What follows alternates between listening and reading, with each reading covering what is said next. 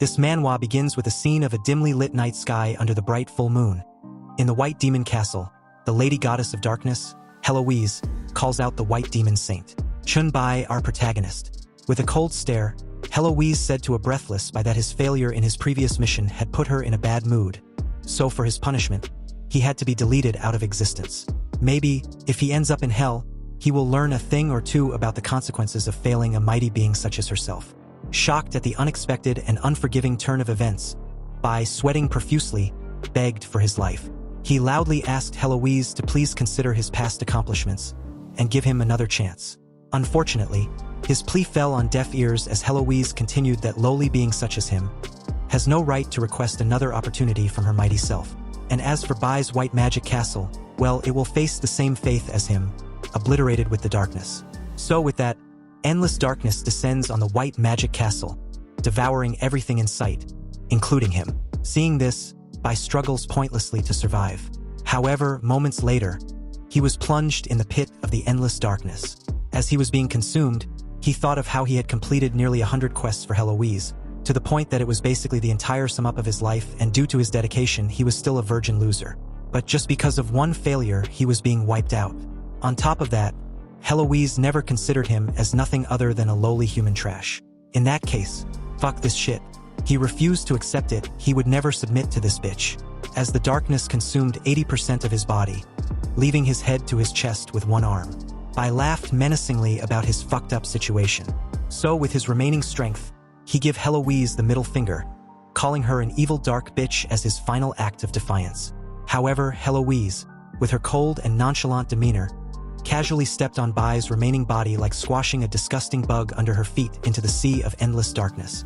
So as his remaining body finally deteriorate, leaving his hourglass necklace, Bai suddenly woke up from his bed, shouting on top of his lungs, still cursing and giving the middle finger to Heloise. Sweating bullets, he regained his bearings and wondered why he was not dead.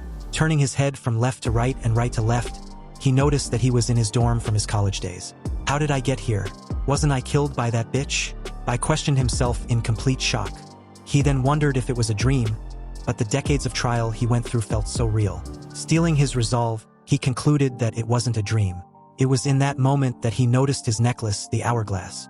It was the item he obtained 20 years after the arrival of the Universal Will, and when the trial began, it was the most unique item he had ever seen.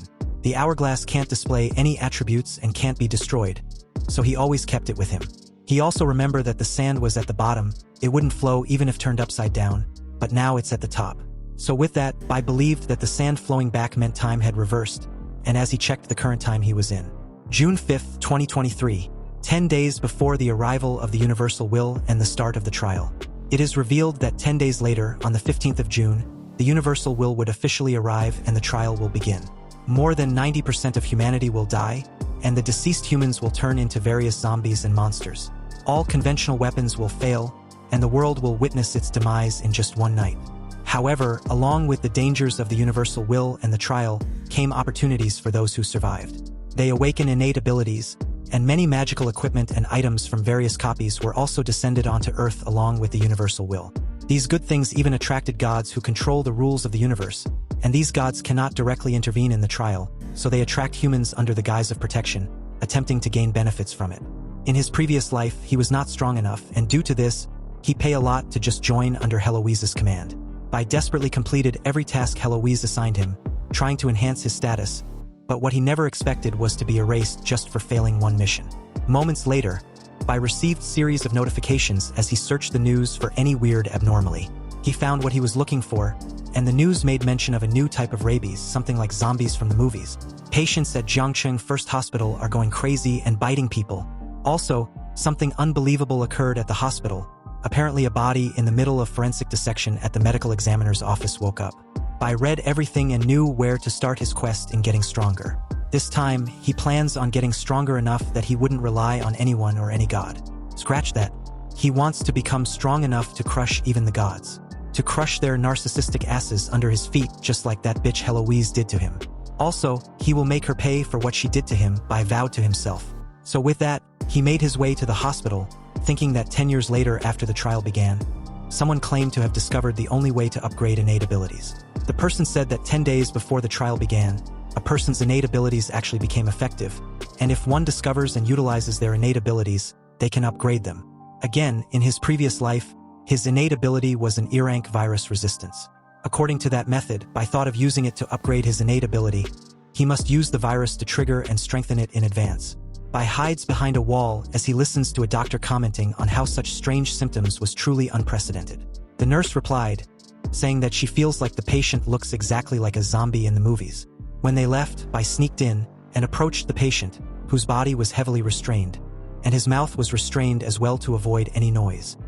He stood directly beside the patient, silently confirming out loud that it was indeed a zombie, and as he plunged a syringe into the patient's arm for his blood. Bai commented that to utilize and train his virus resistance innate ability, he can only rely on this patient's blood. He drew some of his blood, commenting that it was enough to trigger his innate ability. A while later, he arrived at his dorm, noticing that his roommates were not present, indicating that they were going to stay up all night. He then took out the syringe with the zombie's blood, momentarily stared at it, thinking that if the theory was wrong, then he will die. Fuck it. He will take his chance. He plunged the syringe in his arm and injected the blood into his body. Before the time reset, Bai struggled for decades as a weakling, barely surviving until he finally made progress. So even if he awaked an E-rank innate ability again, this time knowing the future, he would still miss opportunities due to being too weak. So as the blood seeps into his body, bulging his veins and eyes, Bai experienced an unimaginable pain. He willed himself, commenting that to start over and still be weak was equivalent to him begging for death. If that's the case, he might as well just die now. Seconds later, his wish was granted as he collapses on the floor, losing consciousness as everything fades into complete darkness. In the darkness, Heloise stood in front of his struggling, crouching form. She called out to him, telling him to just give up his futile resistance and embrace the darkness. As a lowly human as himself, he should just be part of the darkness, as that was his most fitting end. Seeing the hallucinated figure, Bai commented, "Oh please, not this bitch again. Seriously Heloise, even in my sea of consciousness you still want to torment me." Bai roared loudly with complete determination and hatred-filled expression. "Just you wait, you fucking bitch. Chen Bai will make you pay for everything." A while later, in his dormitory, Bai stood on his balcony, still in a zombie state. He heard the noise of his dorm's door opening, and as he turned around, his roommates stared at his appearance with an expression like their souls had left their bodies. They immediately took a defensive stance and asked him what was going on. Hearing his name snapped him back to his senses, and as they all stood there, momentarily silent and unmoving, Bai welcomed them back and told them he was going to the washroom to clean himself up. He dashes for the door, leaving them speechless. In the washroom, he stared in the mirror, ecstatic that the theory worked. The zombie virus didn't kill him, and his innate ability has upgraded successfully. He also wondered what level his innate ability will be after awakening. At that moment, the Universal Will appeared, congratulating Chen Bai on being selected as a pioneer, receiving the title of Pioneer and Awakening in advance. Bai heard the announcement in his head and immediately knew that it was the voice of the Universal Will. Also, he thought that if he had already awakened, then he can open his status window. He first opened the title interface with a joyful expression. As a pioneer, he was among those who had discovered, utilized, and trained their abilities before the trial began, therefore he can possess this title. All attributes increase by 5%, experience gain also increases by 10%. So with that, he can open his attribute panel in advance. A sly grin formed on his face as he thought that a percentage boost was the perfect title. Bai then went on to check his innate ability panel. In excitement, his hand dented the tile he was resting his hands on. His innate ability was the Virus Monarch, an SSS awakened ability. The Virus Monarch was the most powerful ability in the virus element. It can absorb, utilize, manipulate, transform, and even create viruses. But currently, he only had the ability to absorb viruses, and the range of absorption was very limited. Knowing that he needed a large amount of virus to enhance his ability, Bai immediately thought of a hospital since it was naturally the best place to obtain such item. A while later, Bai arrived back again at the Jiangqing First Hospital. His eyes immediately shot up, shocked, as several people rushed out of the hospital, screaming in horror. A fat guy shouts at Bai, telling him that there was zombies in the hospital, claiming it was the end of the world. Hearing this, he smiled, recalling that in his previous life, he heard people talk about the name of 3 strange incidents that happened in Jiangqing before the trial came. One of them was a sealed hospital. Turns out, Jiangqing First Hospital was the hospital in question that got sealed. The fat guy asked where Bai was going as he dashes forward, smirking brightly, saying that it looks like he came to the right place. He launched towards an incoming zombie, grabs his head and pin him to the ground. The Virus Monarch's talent skill was virus absorption. As he placed his hand on the zombie's face, he absorbed the virus from the zombie's body and gained 1 virus point, used for strengthening his abilities. So, as the rest of the zombies outside rushed towards him, Bai excitedly told them that none of them will be able to escape. Meanwhile, in the hospital on the 4th floor's restroom, a few group of zombies were trapped with 2 people. The guy, Lu Feng, was sweating bullets, repeating to himself that it was over, and he didn't want to die. So as one of the zombies continuously hits on the stall he was hiding in, he turned to a pink short-haired girl, Suzin, who happens to be a nurse at the hospital. Crouching on the floor behind Lu Feng, Suzin asked what they should do now.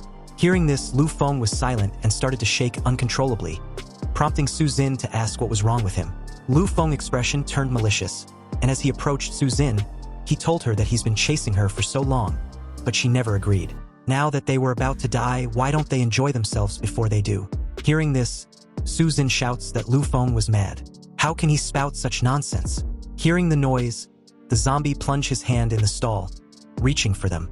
A second later, the entire door was destroyed as Lu Feng frighteningly looked back, wondering how this situation could be happening. He reached and grabbed Suzin's hand, pulled her past himself, and pushed her towards the zombie, using her as a human meat shield. With Suzin and the zombie out of the way, Lu Feng rushed towards the window. A second later, the same zombie was hot on his heels in a flash. Lu Feng suddenly had a crazy idea. He thought of how it was merely the 4th floor, so there was the possibility of him surviving if he just makes the jump. However, before Lu Feng could take the plunge, the zombie launched for him from behind. Fortunately, the zombie missed, crushing through the window. Unfortunately, Lu Feng died from the sudden impact, hanging on the broken window. His eyes turned completely pale as fresh blood dripped from his nose, signifying his lifeless figure. Several minutes later, it is shown that several zombies were found dead in the lower floors, and as Bai reached the 4th floor, he came across Suzin still in the process of turning into a zombie. So after he dealt with the zombies in the restroom with her, he crouched down beside her and placed his hand on her forehead. Knowing that the military will soon arrive to seal off the hospital, he needed someone who knew the hospital's layout to lead the way. So with that thought, Bai activated his virus absorption and sucked out all the zombie virus inside her, canceling her transformation process. Suzin suddenly opened her eyes, sat up with a surprised realization of what happened to her, and turned to Bai, thanking him for saving her.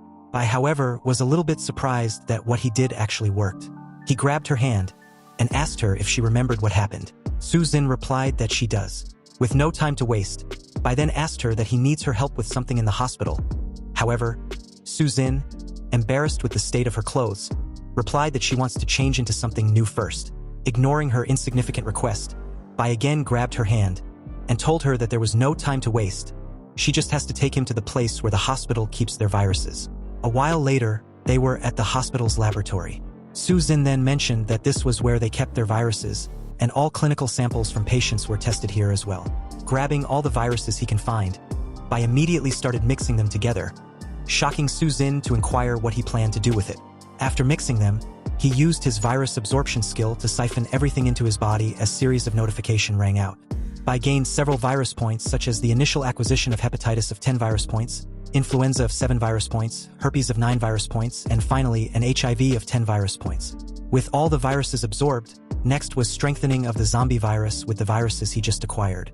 Bai knew that there were several methods of enhancing his strength.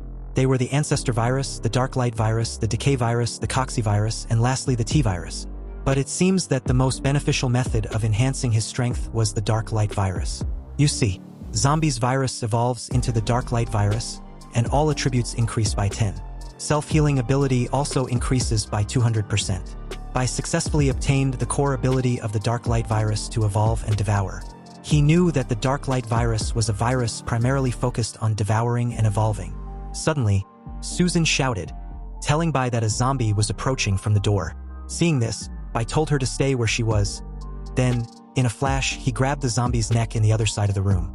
He was amazed with his speed and strength, considering the zombie he's holding weighs about 150 pounds, and he doesn't feel any difficulty at all. He smirks, saying that it was a good opportunity to test his new ability. Suddenly, dark purple vines came out of his hand, and as the zombie screams needlessly, the vines completely covered the zombie, devouring it without a trace. The skill was called the Evolution Devourer.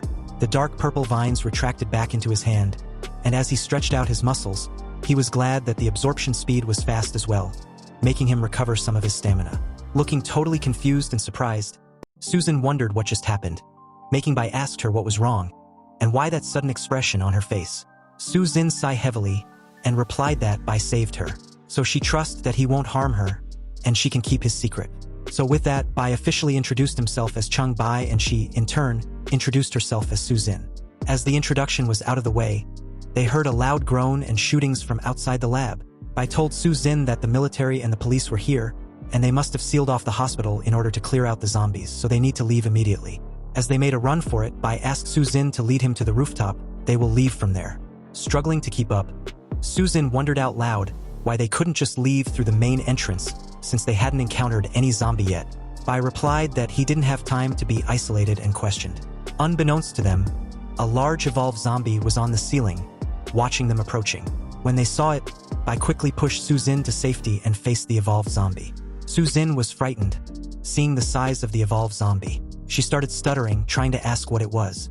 However, Bai, knowing what she was getting at, replied her that it was a mutant. As Bai faced off the mutant, a noticeable amount of fresh blood oozes onto the floor, indicating that he was injured.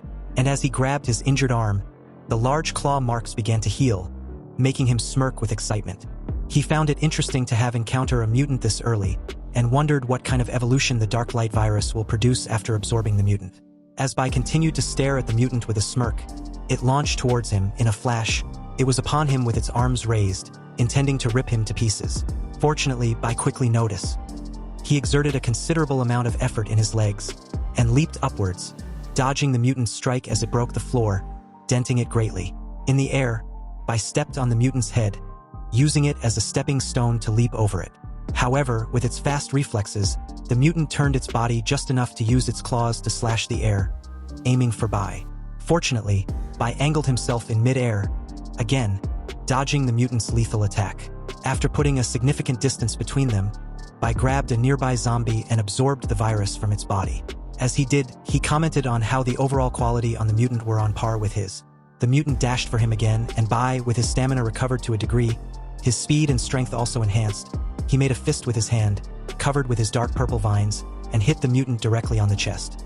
As the force of the hit threw the mutant into a wall, Bai acknowledged the toughness of the mutant's skin. Again, he then immediately put a distance between himself and the mutant as the mutant fell on the ground. When it got up, its face darkens as it roared loudly with intense killing intent. It was in that moment that Bai's arm completely healed. He also noticed that his hit didn't make any effective damage, implying that it was going to take a lot of time to deal with this mutant. In that moment, Susan used her elbow to break the glass of a nearby fire hose cabinet and took out an axe. She quickly called out to Bai and threw the axe towards him. However, before the axe could reach him, the mutant made a mad dash forward for his neck. Bai, however, with his amazing reflexes, leaped backwards as the mutant claws narrowly missed him. In the air, he caught the axe, thanking Susan. Then, he landed on the mutant's shoulder, and the same as earlier, he used the mutant's shoulder as a stepping stone. But as he made another leap, he swung the axe as the mutant did the same with its claws. Fortunately, its claws merely nicked his stomach, marking his shirt. On the other hand, the axe sliced the mutant across the chest as it roared in pain. So with that, Bai and the mutant engage in a fierce battle as they fought to a draw, both parties momentarily gaining the upper hand. However, neither can seem to land a fatal blow. As the fight drags on, Bai intended to end it soon, so he threw the axe at the mutant. However, when the axe struck the mutant, it feigned indifference and again launched for him, intending to close the gap Bai keeps creating. As the axe bounced back after hitting the mutant, it became apparent that its stamina was wearing out, making it crouch down. Realizing this, Bai approached it, commenting on how he didn't expect the mutant to have held out for as long as it did. He leisurely rested his foot on the mutant's head, and teasingly told it that it should have gone for his head rather than his hand when it had the chance. However, he, on the other hand, would do no such thing. So with that, he raised the axe, intending to relieve the mutant of his head. Unfortunately, the mutant went berserk, veins bulging out on its head as it crashes by into the wall with a massive force. The sudden impact made him spurt out a mouth full of fresh blood. This scene shocked Susan greatly. She immediately calls out to Bai, asking if he was okay. Bai let go of the axe, thinking that there was no other way except devouring. The mutant, with his claws, reached into Bai's stomach, intending to rip him apart.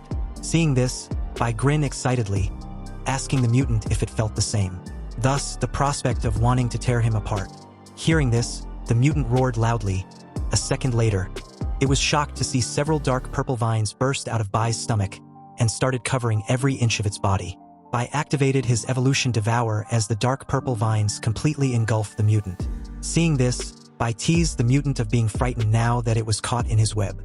He continued that it was too late for the mutant to do anything about it other than being his sustenance. Suzin watched the entire scene, and at that moment, she was confused and decided to give up on trying to make sense of what she just saw. Meanwhile, the system chimed in, notifying Bai that the devouring of a second-stage clawed zombie was complete, and his black light virus transformation was in processing. After the processing was complete, he obtained a clawed zombie ability called the Bone Claws.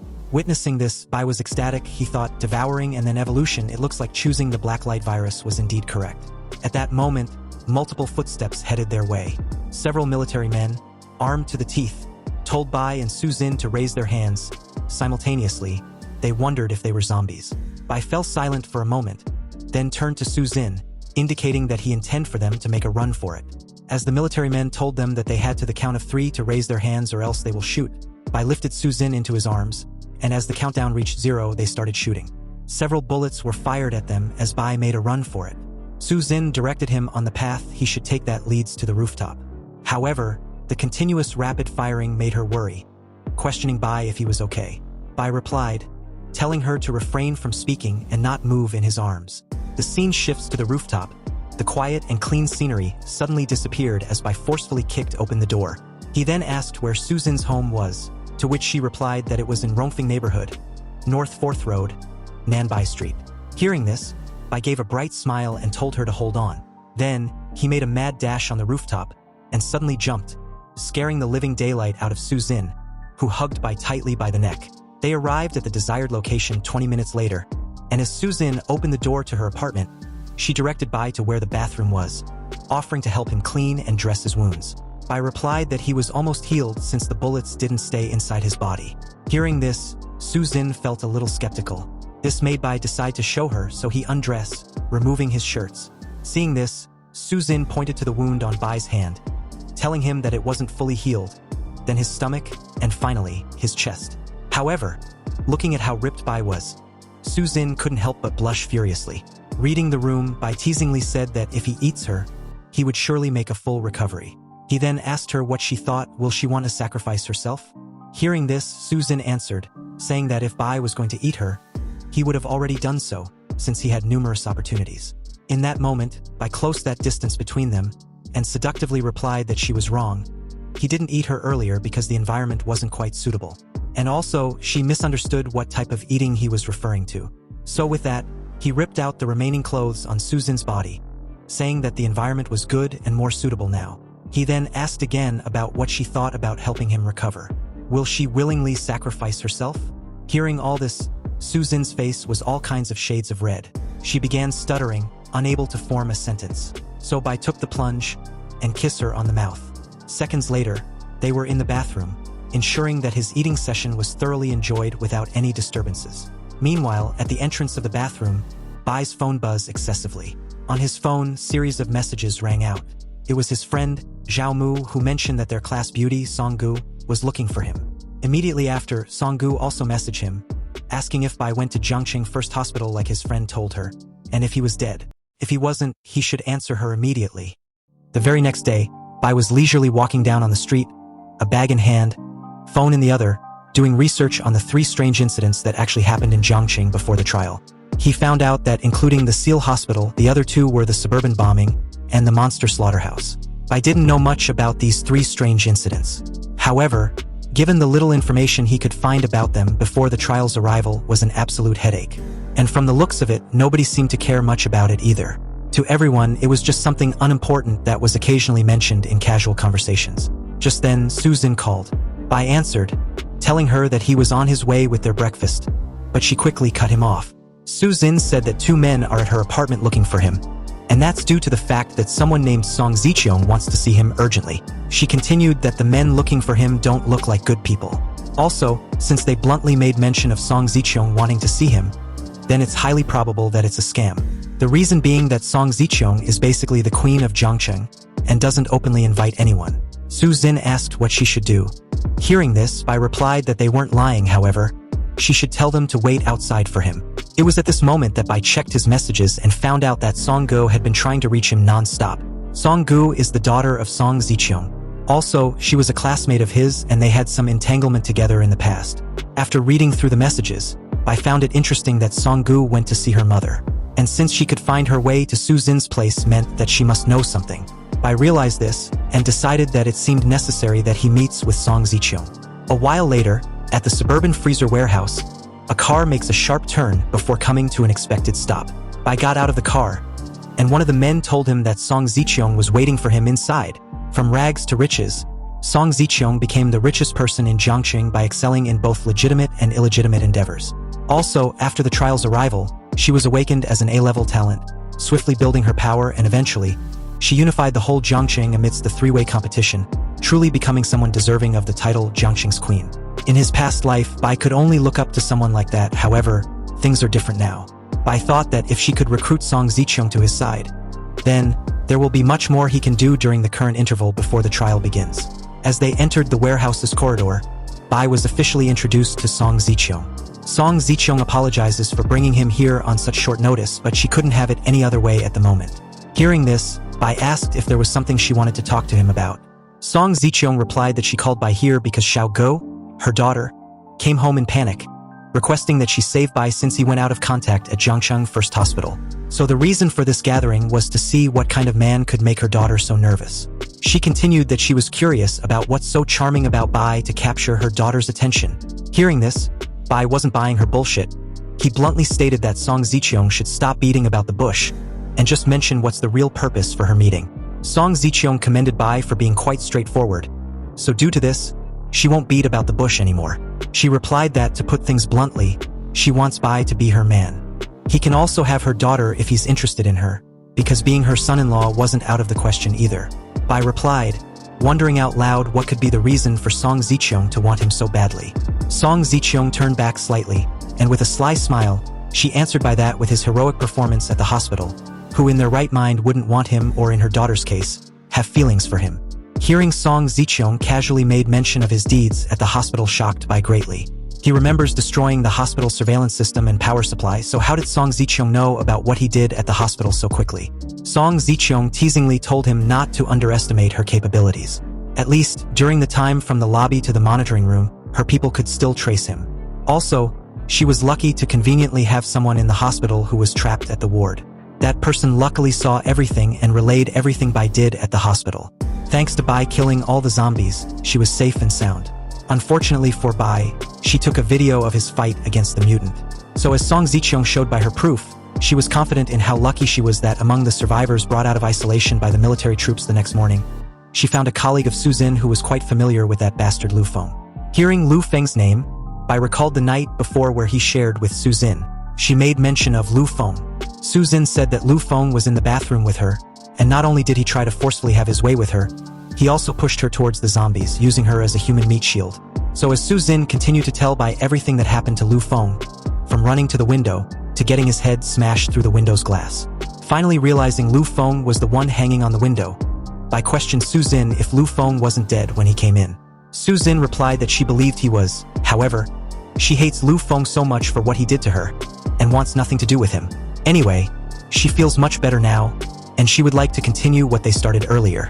Bai cheekily stared at a blushing Su Xin with one eye, and replied that he really didn't expect her to be a first-timer. Also, Su Xin's screams from just moments earlier was quite tragic. Su Xin apologizes and Bai answered that it was okay since they had plenty of time in the future. However, Su Xin was not having it. She replied that she must satisfy her lifesaver at any cost. So with that, she got on top and the rest was a wild marathon throughout the night. Back at the suburban freezer warehouse at the corridor freight elevator's first floor, Bai asked Song Zicheong if she could tell him where the isolated survivors were. But Song Zicheong tried to leverage this information by telling Bai to agree to being his. Then and only then will she tell him. Hearing this, Bai answered that Song Zicheong had really underestimated him. Song Zicheong said that Bai was right, with just this piece of information it wouldn't match a man of his skill. She tried to continue, but Bai cut her off by saying that Song Zicheong misunderstood what he said. What he implied was that Song Zicheong knew little about him because if she did, then she would have known that he couldn't be her man, but rather the other way around. She would become his woman instead.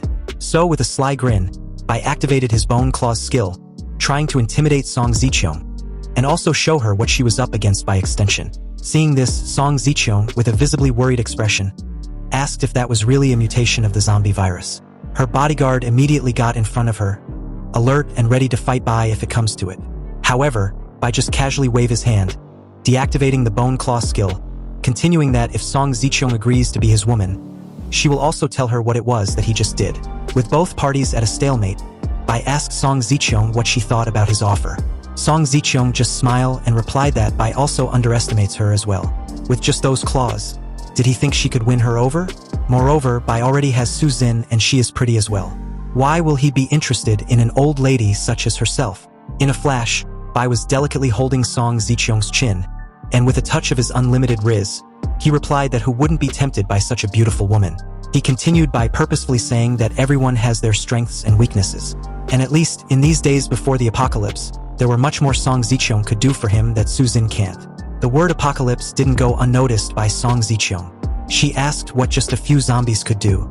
Zombies? They are not even worthy of being called a warm-up. Bai replied her with a devilish grin. Hearing this, Song Zicheong knew that Bai knew more than what he was willing to share. More than she could even imagine, Bai replied. At this point, Song Zicheong knew that they were both not the type that will submit to the other.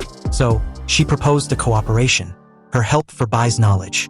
Hearing this, Bai readily agreed as both parties shook on it. As they did, Bai commented on how conquering the Queen of Zhenqing was indeed not easy to do. Song Zicheong replied that it wasn't. However, she'd never come across any man who could conquer her, and she is actually looking forward to that person. However, she encourages Bai to keep up with his effort. As they were filling each other out, a loud bang rang across the entire warehouse. It was a gunshot, alerting them to wonder what was going on. As the shootings intensify, Song Zicheong explained to Bai that a night ago, Commander Huang of the Jiangcheng military region sent Captain Zhao to negotiate with her. They've requisitioned some refrigerated warehouses to store live zombies and survivors rescued from the isolated hospital. Confident that the rapid gunfire was from them, Song Zicheong wondered curiously what could have gone wrong there to cause such a ruckus, since there were only around 30 zombies locked in the cold storage. She was genuinely confused because the zombies captured were hardly capable of moving, and the military had also stationed half a platoon there with them.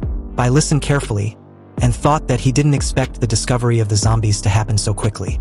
This is due to their sluggishness in low temperature, but since the military wouldn't know that extreme conditions increase the probability of zombie mutation. At this moment, Bai had a suddenly realization: the suburban cold storage and mutated zombies were too obvious and coincidental to ignore. That location was indeed the third location of the 3 strange incidents that actually happened in Jiangcheng before the trial, the suburban bombing. So with a wide grin, Bai was excited, wondering what kind of mutation the zombie will be. He then tells the 2 women behind him that they need to go check it out. Meanwhile, at that location, several military men struggle to fend off a mutated zombie. Aiming for its mouth, one of the men throws a hand grenade directly at the mutated zombie, causing it to roar loudly, wallowing in pain. The hit also made it falls backwards, dusting the area as it crushes into the cold storage building. As the smoke of the hand grenade, together with the dust, engulfed the mutant entire figure, encasing it. Its figure hidden within the smoke, making the soldiers unable to see where the mutant was. Suddenly, a large figure grabbed a soldier and with a loud roar, the soldier was crushed to death. Seeing this, Supreme Commander, Captain Zhao, told his men that their weapons could not cause effective damage. So everyone should form a group with the people around them and spread out to attract the mutants' attention separately. They must hold out until reinforcements arrive.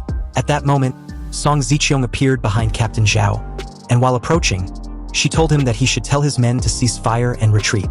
Confused, Captain Zhao turned around and asked what she meant by that. What I meant was, you, Captain Zhao, including your soldiers, can't injure that meat mountain of a creature. She then questioned if Captain Zhao wants his men to plunge into their deaths in vain anyway. This time, Song Zicheong tells Captain Zhao to order his men to protect her cold storage employees and the survivors from the isolation hospital he brought from there, and he should hurry up about it. Hearing this, Captain Zhao replied that it was impossible. The mutant wasn't slow, and no one can escape without someone restraining it. At the same time, Lu Li, a survivor from the isolation hospital, was about to be crushed by the mutant. her face drenched in cold sweat as she watched the mutant's hand about to slam down on her. Song Zicheong watched the scene with a smirk, commenting that Captain Zhao shouldn't worry about the mutant's restraint. She had someone who would take care of it. At that moment, Bai appeared at the scene and activated his bone claw skill, piercing the mutant's side. The soldiers helped Lu Li up to her feet, as she watched Bai with a sense of gratitude. Bai, however, was smirking, commenting on the toughness of the mutant's skin. Just a casual grab and he almost dislocated his arm. And from the way it's grown to such an extent, it seems like the mutant will be difficult to deal with. The mutant raised its hand, intending to smash Bai into the ground. However, as its hand approached him, Bai, with his fast reflexes and speed, used his claws to slice multiple wounds on the mutant's entire arm in an instant. He then lands in front of the mutant as it wallows in pain. Realizing this, the mutant clenched its teeth in anger as Bai casually walked towards it. Suddenly, the mutant sharply made a turnaround and smashed the cold storage warehouse, searching for something. Seeing all this, Captain Zhao worriedly asked Song Zicheong if he was raising a monster. Song Zicheong replied him with a cheeky grin that Bai wasn't a monster but her partner. In the closest storage room full of meat, the mutant intended to devour the meat to increase in size and strength. However, Bai stops it, teasing the mutant of wasting all these meat. He then activated his evolution devour as several tentacles spread out of him, devouring all the meat, and was also about to devour the mutant's arm. Seeing this, the mutant punched furiously at Bai with its other arm. Fortunately, he makes a leap over the mutant in time as the system chimed in that the devouring was complete. Host has consumed a large amount of frozen beef.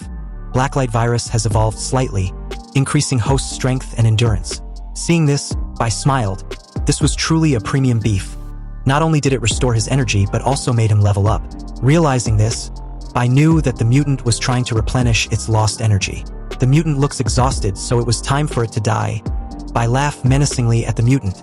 Moments later, a massive beam of energy was shot at the mutant, shocking both Song Zicheong and Captain Zhao.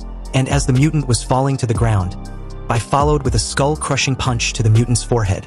However, immediately after, he flinched when the mutant raised its hands intending to crush Bai. Bai saw this and smirked mockingly, activating his evolution devour again. And as the tentacles burst out and gradually wrap around the mutant's entire body, and also restraining its hands, Captain Zhao was horrified and sweating bullets seeing this. However, Bai continued with his teasing as the mutant screamed needlessly. Captain Zhao could no longer stand idle and watch the scene unfold. He commented that Bai was definitely not human. Then, his face suddenly morphed as a wicked idea occurred to him. He thought of how, with both monsters restrained, it was the perfect opportunity to blow them up. So with a loud shout into his walkie-talkie, he ordered to have his reinforcements launch a missile to his desired coordinates. Fortunately, before he could give out the coordinates, a tap on his shoulder made him halt his actions. He turned to look at Song Zicheong, who warned him to think carefully. Bai was helping them now, and he also saved his fucking ass a while ago. He doesn't need to do something stupid that will end badly for everyone. 10 minutes later, Bai had successfully devoured the mutant. However, the soldiers, under Captain Zhao's command, aimed their firearms at Bai, who looked unbothered by the threat. Captain Zhao told his men to be on high alert on Bai's every movements. Hearing this made Song Zicheong displeased, so she reminds the captain about what she said earlier. Captain Zhao replied that he hasn't forgotten. However, if her partner decides to attack, then he will retaliate in kind. Closing his eyes, Bai felt an overwhelming surge of energy as the system prompt notified him that the first obtainment of a zombie virus variant Flesh Mountain. His strength form is primary and gained 500 virus points. Also, he unlocked the Virus King talent called Virus Injection. Seconds later, he opened his eyes, took a deep breath as his gaze sharpens. At that moment, another notification chimed in, notifying Bai that he devoured a rare mutant, which was a first-stage strength-type Flesh Mountain zombie. Therefore, all abilities of the Black Light virus will be greatly enhanced. And with that, his Bone Claws ability has evolved, growing in size and increasing in efficiency. Also, the strength form of the Flesh Mountain decomposed, and as a result, he gained another ability called the Heavy Hammer. This basically makes his hand increase in size massively, along with a superhuman strength. As he examines both abilities, Bai was delighted. Indeed, a significant evolution with the Heavy Hammer. He can feel an incredibly powerful force. However, it was unfortunate that there was nothing he could test it on. Seconds later, his hand retracted to its original form, and as it did, he reached into his jacket pocket for something. Smirking about his biggest gain of the day, the Flesh Mountain Core. The Flesh Mountain Core was a very rare material which could be used to craft equipment. However, Bai wondered what gains he might receive if he finds a way to control it, and even use it to create a flesh that can grow infinitely. As he contemplated on whether or not he should feed the flesh mountain core with more virus, thereby growing another flesh mountain to test its strength. Just then, Song Ziqiong called out to him, ending his reverie. Bai hides the flesh mountain core back in his pocket. At the same time, Lu Lai walks up to him with a bright smile, and as she stretched her hand, introducing herself, Bai told Lu Lai that he heard of her. She is a well-known journalist in Jiangxing, and also a somewhat famous internet celebrity. Curious, Bai then asked if Lu Lai was the one who secretly filmed him at the hospital. Hearing this, she replied him with her nervous smile that indeed, she was the one. Also, she wants to personally thank Bai for saving her twice. Bai closed the space between them and said saving her both times was just a mere coincidence. However, did she film his fight with the Flesh Mountain mutant? Lu Lai replied nervously that it was a professional habit. But if Bai did not like being recorded, she could delete it if he prefers it. However, Lu Lai did not expect Bai to tell her to keep it because he had a use for it, and she shouldn't send it out. They were suddenly interrupted by Captain Zhao, who informed him that their military district commander, Commander Huang, hopes that Bai could explain everything about himself and what he knows to the military.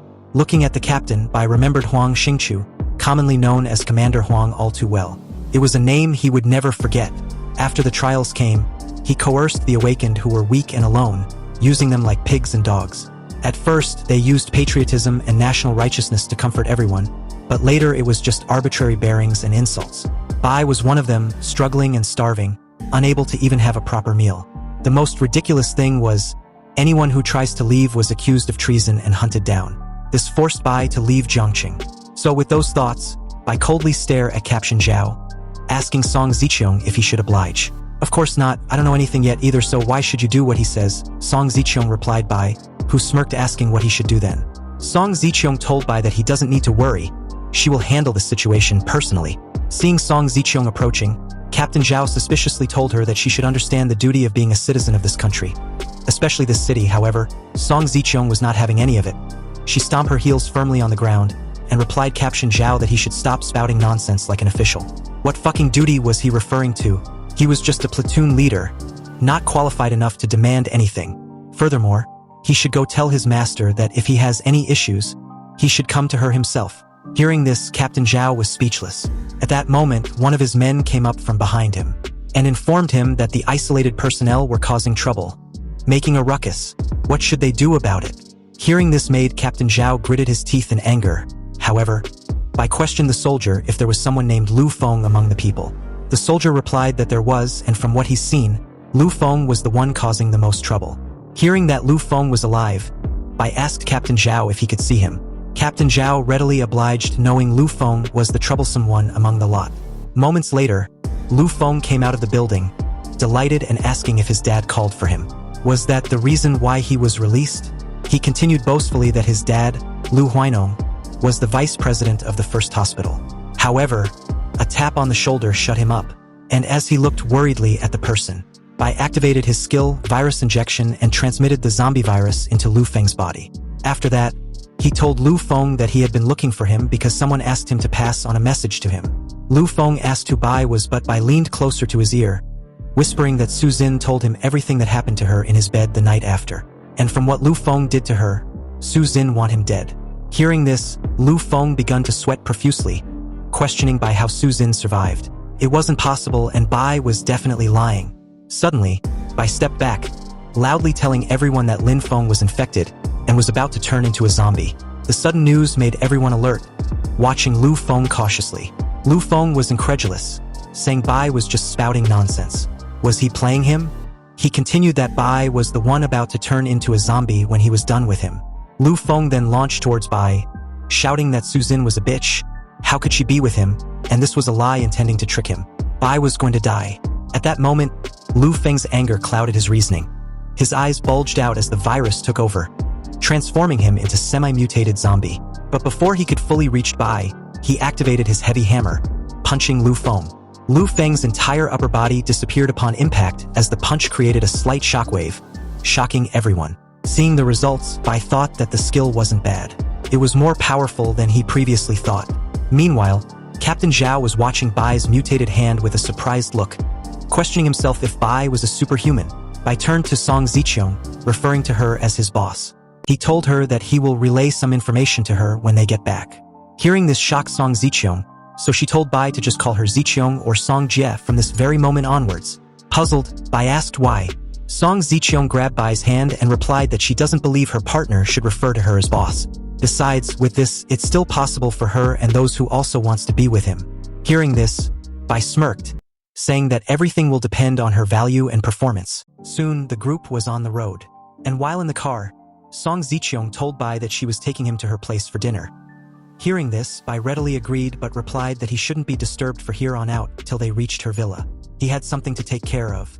It was time for the lottery draw, and he wanted to see if there were any good rewards for defeating the Meat Mountain. So with that, he opened the inventory and from the looks of it, his luck wasn't that bad. Surprisingly, he obtained 2 skill books. One was an active F-class skill, Rampage Bloodlust, which increases all attributes by 3 for 10 minutes with a cooldown of a day. And during cooldown, all attributes decreased by 50%. Seeing this, Bai knew that this rewards wasn't worth it, so he moved to the second rewards, which was an E-rank passive skill, Muscle Enhancement. This skill greatly increased muscle mass and double the growth rate of strength and constitution. Yeah, this wouldn't work either. As a regressor, Bai knew that those who used this in his previous life all turn out to be muscle freaks, greatly reducing their flexibility. However, Bai thought that although they were not useful for him, these skill books were quite valuable in any of the trial. Whether it's for building a faction or rallying people, they were quite useful to have. Oh, and speaking of building a faction, Bai thought it was time he started planning. The other rewards for killing the Meat Mountain amounted his gold coins to 6, his silver coins to 35 and his copper coins to 6, just enough to establish his own chart group. He will use the chart group to gather pioneers and help them lay a solid foundation before the trial. They might be useful in the future. The faction in the latest stages of the trial in his previous life were complex, making the relationships established in the early stages of the trial crucial. So with that, Bai created a chat group, costing him 5 gold coins. The system notified him to name his chat group, but Bai decided against it for now, canceling the naming. Bai intends to rebuild his White Demon Castle and remake it into a divine kingdom. And as for Heloise, he will make sure to let that bitch crawl and beg, becoming the lowest dog at his feet when he is done with her. Song Zicheong then asked Bai, what's the difference between a loyal dog here and being a plaything elsewhere? Because at the moment, they both seemed like receiving the short end of the stick anyway. Hearing this, Bai smiled, as if expecting this question. He replied that the difference was that she will be given freedom where she can exert her strength if she wishes, and a master who won't restrict her out of fear of her power. The reason being that Bai will always be stronger and above her. So even if she gain immerse power compared to Bai, she will always come out short. Hearing this made Song Zicheong smile, and while flicking her short hair, she replied that she suddenly had a feeling that if she hesitates any longer, she will miss out on a very important opportunity. So with that comment, she immediately stood properly, then slowly got on her knees. And without any hesitation, she calmly said she was willing to serve Bai, not forgetting to call him master. Seeing this scene, Bai commented that he's not gonna lie. The reputation and status that Song Zicheong currently has had made the emotional value she provides extremely high. It is intoxicating, almost like an addictive drug, and quite interesting. Bai delicately held her chin, saying he wants to witness her charm up close, in person. But first, he had some tasks for her to handle. At another room in the villa, Luli continued to watch the video on her phone as Chinger received a message from Song Zicheong, telling her to let Luli send Bai's video to her. Then, she should take her home to rest because she's been through enough for the past few days. Also, she should find someone to keep Bai's posts prominently displayed on major forums. The post should be titled, "To the Pioneers," with the post ID Pioneer White Emperor. Chinger went to Luli, recounting the message to her. Hearing this, Luli asked if there really was nothing else she could do to help. "No, go home, rest up and calm down. You've been through enough," Chinger replied softly. Reluctantly, Luli agreed. But as she continued to watch the video, she commented that although she nearly died at the hands of a zombie earlier, strangely, the shock she received doesn't seem as intense as when she first saw one. Luli doesn't know if it's because she has accepted the possibility of dying at the hands of a zombie, or maybe because Bai's strength makes her feel at ease. Back to Bai. A call suddenly came in. It was Song Gu, calling her mother. As soon as Bai picked up the call, Song Gu, thinking it was her mother on the other end, asked to confirm if she really wanted her back home. Was there something wrong? Bai responded, making Song Gu inquire why he had her mother's phone. Where is she? Bai mockingly replied that her mother is busy at the moment, working and eating, so she doesn't have time to talk to her at present. However, it was important that she comes home immediately. Song-gu didn't have the chance to give a reply before the call was cut, leaving her speechless. As she stares at her phone, enraged, Song-gu vowed to make Bai kneel under her feet sooner or later for what just happened. Like a pet, Bai patted Song Zicheong's head. She then asked if Bai can protect her daughter also. Bai replied that Song-gu lacks any ability, and her character has been spoiled by her mother's indulgence. However, if Song Zicheong works hard enough, he can guarantee that Song-gu will most likely not become a monster when the trial arrives. Hearing this, Song Zicheong's cheeks flushed red, blushing profusely. She thanked Bai for his consideration. The scene shifts to a secret warehouse at Suburban. In the car, Song-gu questioned her mother how she can believe something so absurd. "Are you sure you're not being deceived by Chen Bai? I stopped you from looking for Chen Bai last night because of this. After we get off the car, don't speak and just observe quietly." Outside, Chinger told Bai that she visited all the places rumored to have zombies and monsters in the entire city the previous day. In the end, only this place was found. This place used to be an underground casino, but now all the gamblers inside have turned into zombies. There were about 160 of them, and I didn't find any special zombie like Meat Mountain. Hearing this, Bai thought of the zombie slaughterhouse. Could this be the place? Bai questioned himself in disbelief. No, it can't be. The hospital fit the description because they're indoors, and also it was the Meat Mountain because it's extremely difficult to kill. And this place is remote, so if something happens, it's hard for people to remember and spread it. He then asked Chinger, "Are you sure you went to all the places rumored to have zombies and monsters, but only found them here?" "Yes." Hearing her confirmation, Bai pondered. It seems that someone is still collecting zombies, and the place where he places them should be the zombie slaughterhouse. The military only contain a few dozen zombies at most, but this person wants to collect all the zombies and monsters. Is he a curious adventurer or a pioneer who knows some information? This is getting quite exciting. Bai then demanded for the door to be opened. So as the two guards begun to slowly creak open the massive gate in terror, the bloodthirsty zombies started to rush out with creepy sounds and terrifying noises. Their hungry eyes fixed on the person in front of them. They look like they haven't eaten in 1,000 years. The guard panicked as he himself didn't expect the horde of zombies to be in such frenzy. Then the horde of bloodthirsty zombies dashed towards Bai, screaming, and Bai stood there, preparing himself. Some jumped towards him while others crawled at him at an unbelievable pace.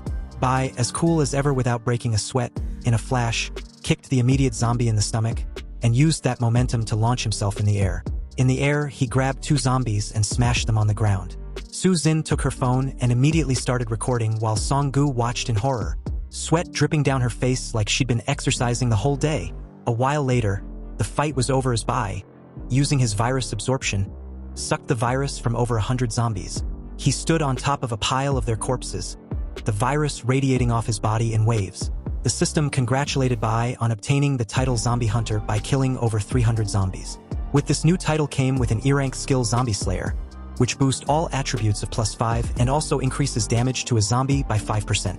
The system also informed him that he had collected 500 samples of zombie-class viruses, which could be used to exchange for the zombie virus serum formula.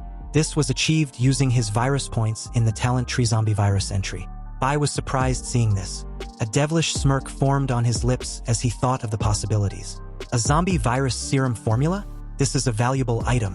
Even awakened talents can sometimes be troubled by the zombie viruses. The system then asked if Bai wants to unlock the zombie formula, which would cost him 300 virus points. So as he chose yes, he thought that after all, not everyone has talents immune to viruses and ultra-strong physique. Bai then came outside and called Song Zicheong and everyone to come inside. He asked Song Zicheong if she remembered what he told her before they set off. Of course, holding a bat, Song Zicheong replied with a knowing grin. Behind her was the three girls. So as Chinger and Su Xin confidently stare ahead with a stern face, Song-gu covered her mouth, trying not to throw up. She finds the entire scene disgusting. As they entered the warehouse, Song Zicheong commented that fighting zombies with cold weapons would greatly reduce the chance of turning into a monster when the trial comes. But killing zombies unharmed was a definite way of not turning into a monster when the trial arrives. Holding a zombie by the neck, Bai asked who wanted to go first. It had to be one after the other since Bai wants to examine their strength and skills up close.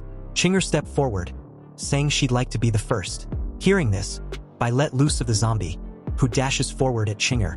Chinger did the same as well, and as she got close enough, she grabbed hold of the zombie's arm, swiftly turned around, then with great force, body slammed the zombie to the ground, breaking its neck in the process. Bai observed the brief fight and was impressed with Chinger's fast speed, ruthless and accurate assessment. Next was Song Zicheong.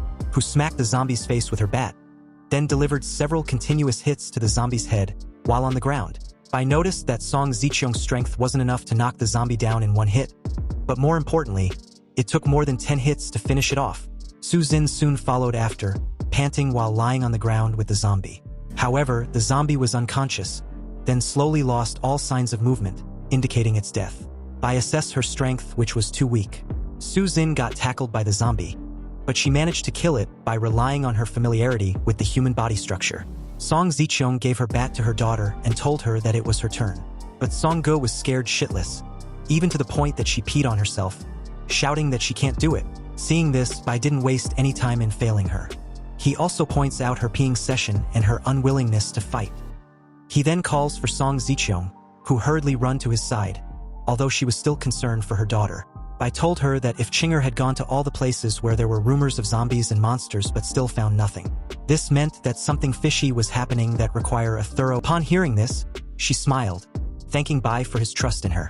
Song Zicheong assured Bai that she would do her best to complete the task he has entrusted to her, and keeping the formula safe had become one of her utmost priority. Satisfied with her answer, Bai replied that she should go do the task he had assigned her, and also have someone to send me back to the villa. Of course, sir. I will have Chinger take you to the villa as per your command. Later during the day, Bai, while checking his phone, wondered how many people had seen his post. Not knowing if anyone had contacted him beforehand, he checked his messages. Upon checking, he was speechless, seeing the responses of everyone as they were mocking him, and even asked him which mental hospital he had crawled out from. However, something caught his eye and he became a bit serious upon seeing it. It was a private message from someone named Shil. In the message, Shil said that he knows about Pioneer because he is one too. Shil was curious about what Bai knew. Seeing this, Bai was thrilled that not everyone was a loser, as there were some gains as well. So he asked Shil about his talent, to which Shil responded that he had an S-level talent, mental control. Bai then tells Shil that he could find a communication channel on the panel. It was unlocked to Pioneer in advance, so he should search for a nameless group chat group 001, as some basic things had been explained by him in that group. Bai then continued that if Shil had any problems after reading them, then he could directly come to him. At that moment, he saw that a person named Han Xiao had just joined the chat group. Han Xiao then asked if he could invite a person named Shui Chuan. Upon hearing the name, Bai was stunned. He pondered if this Shui Chuan is the emperor-level powerhouse in his previous life who also goes by that name. It must be him. Bai got excited about him joining the group, so he responded to Han Xiao that he could, and if he noticed any other pioneers, he could invite them all. Immediately after, a mischievous laugh rang in the air as Bai saw that Shui Chuan had just joined his chat group. Meanwhile, in an alleyway during the next day, Luli was on the phone with Song Zicheong, who asked her if there were any results in her investigation of collecting zombies. Luli responded that there was, and it was the forces of the Jiangxing Lord. They had sent all the collected zombies to a Mankai container yard near the Jiangxing Wharf. Luli also mentioned that she had sent someone to gather more information, and it was time for her to meet them as agreed. However, they hadn't returned, so she didn't see the need to wait any longer. At that moment, to her horror, two people fell in front of her, both pretty much dead. She was terrified by the sight. The culprit was at the window, laughing while staring at her. Seeing this, Luli was stunned and scared, shaking uncontrollably. Still in a panicked state, she told Song Zicheong on the line that she had been discovered. The scene shifted back to the villa. Inside, Bai was having a chat with a person named Lu Huai, who just recently joined the group. Lu Huai told Bai that his talent instructions were a bit obscure, so he hoped if Bai can help him understand it. Bai asked him to send it, and as he did, it was a Een Wood body of rank SS. Bai searched for it on his panel, and it showed that Een Wood body was the most Een of woods. The source of life was endless. And with Een soul entering the body, it was the land of eternal life for activating the wood body. It costs 1 spirit to activate, and for Een soul it costs 1 constitution to also activate. It was a talent of SS level, so Bai told Lu Huai that the cost of activating the ability was quite high, and if his spirit was more than 3 then he could activate the Een Wood body. Lu Huai said he had 5 spirits, so he is fortunate then. He thanked Bai for providing that information. Suddenly, Song Zicheong came in, rushing towards Bai. Seeing her urgency, Bai asked her why she was in such a hurry. What was going on? Song Zicheong responded that Luli had found out that all the zombies had been sent to the Mankai container yard, but she was caught in the process.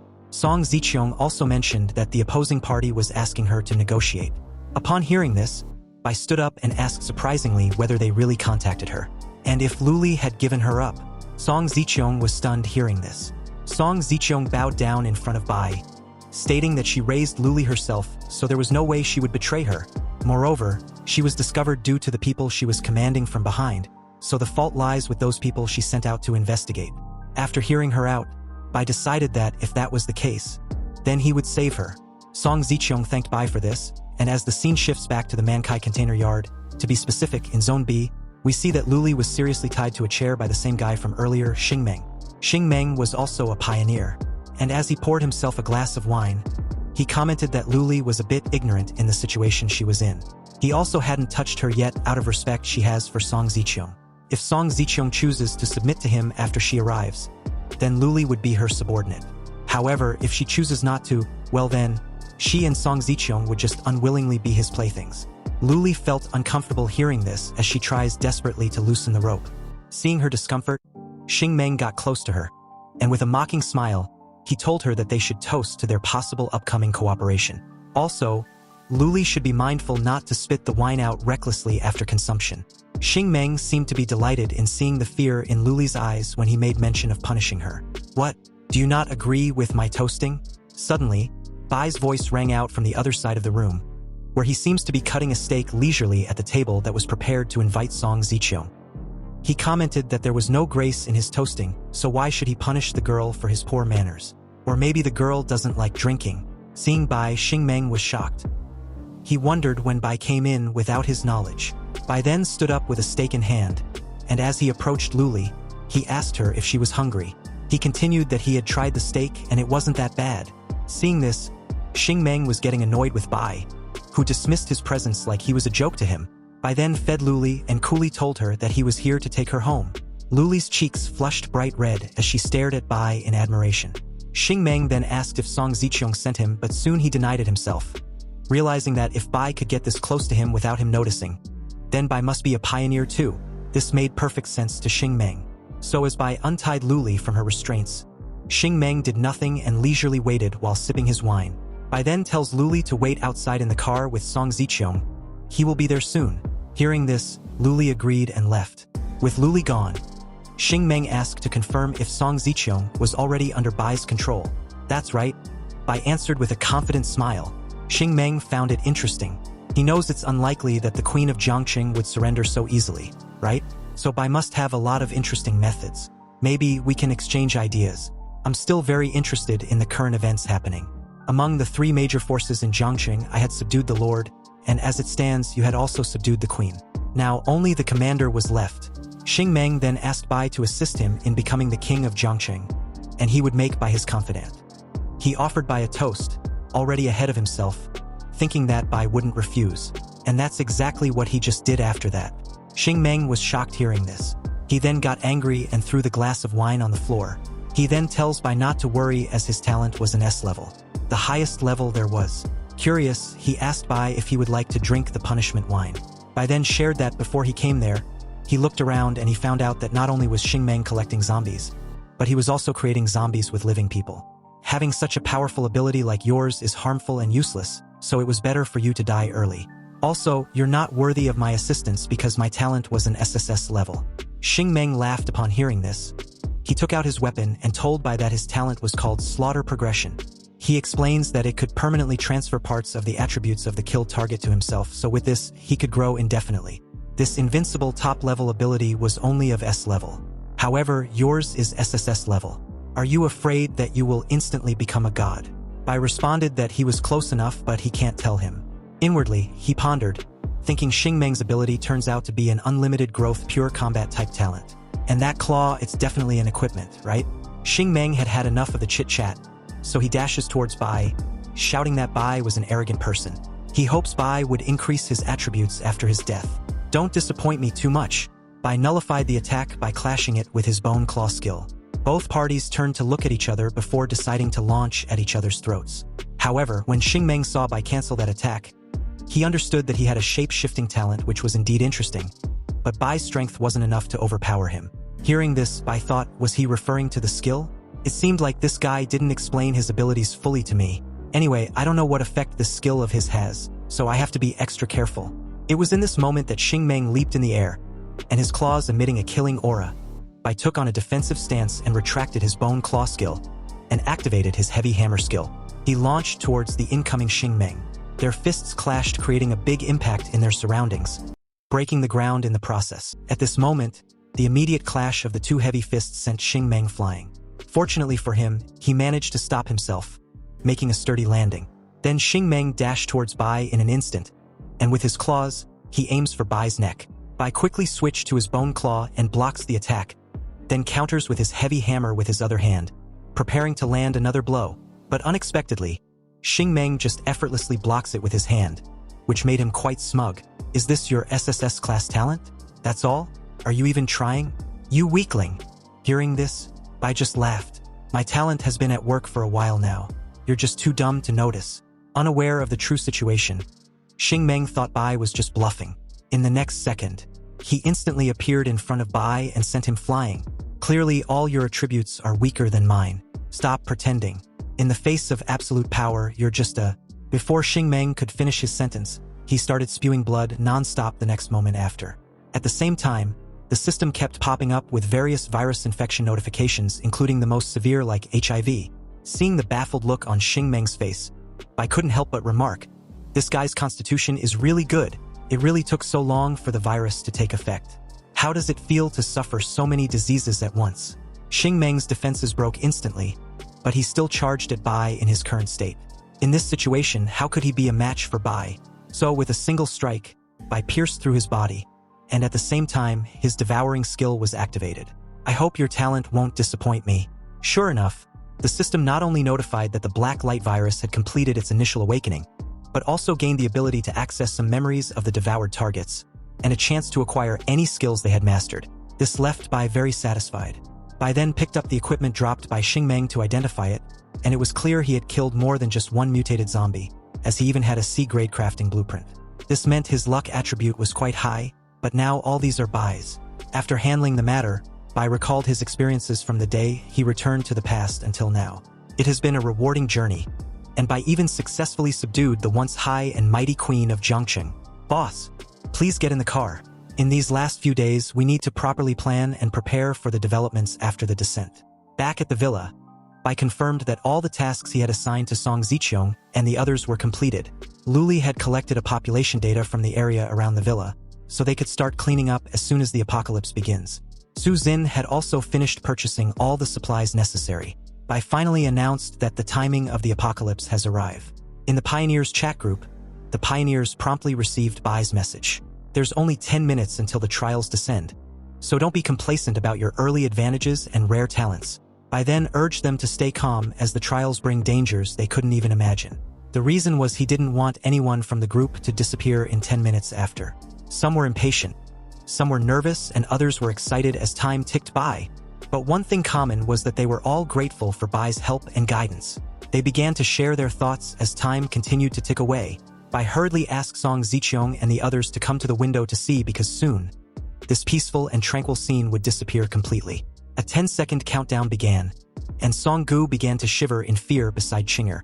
Chinger calms her down, reminding her not to be afraid, while Song Ziqiong and Su Xin appeared confident. 3 seconds left. 2, 1. Time's up. The familiar sensation hit everyone again, and the apocalypse trial officially began. The surviving humans became evolvers, and most of the rest were either killed by other species that appeared during the trial or eventually turned into zombies. At the same time, spatial rifts began to appear in the skies, and at this moment, Bai quietly watched everything unfolds outside through the window. Suddenly, the system's voice sounded, "Time hourglass ownership confirmed. Beginning binding." Not good. Song Ziqiong and the others were still there, and Bai couldn't let anyone know about the hourglass. But just as he was about to speak, he was surprised to find that time seemed to have stopped for everyone but him. Even the crashing airplane also froze in midair, and then the hourglass began to glow. A purple light instantly surged into Bai's body. The time hourglass binding was successful, and its panel also displayed. Unexpectedly, Bai had also gained a life-saving skill, allowing him to save his state and load from that saved-up state.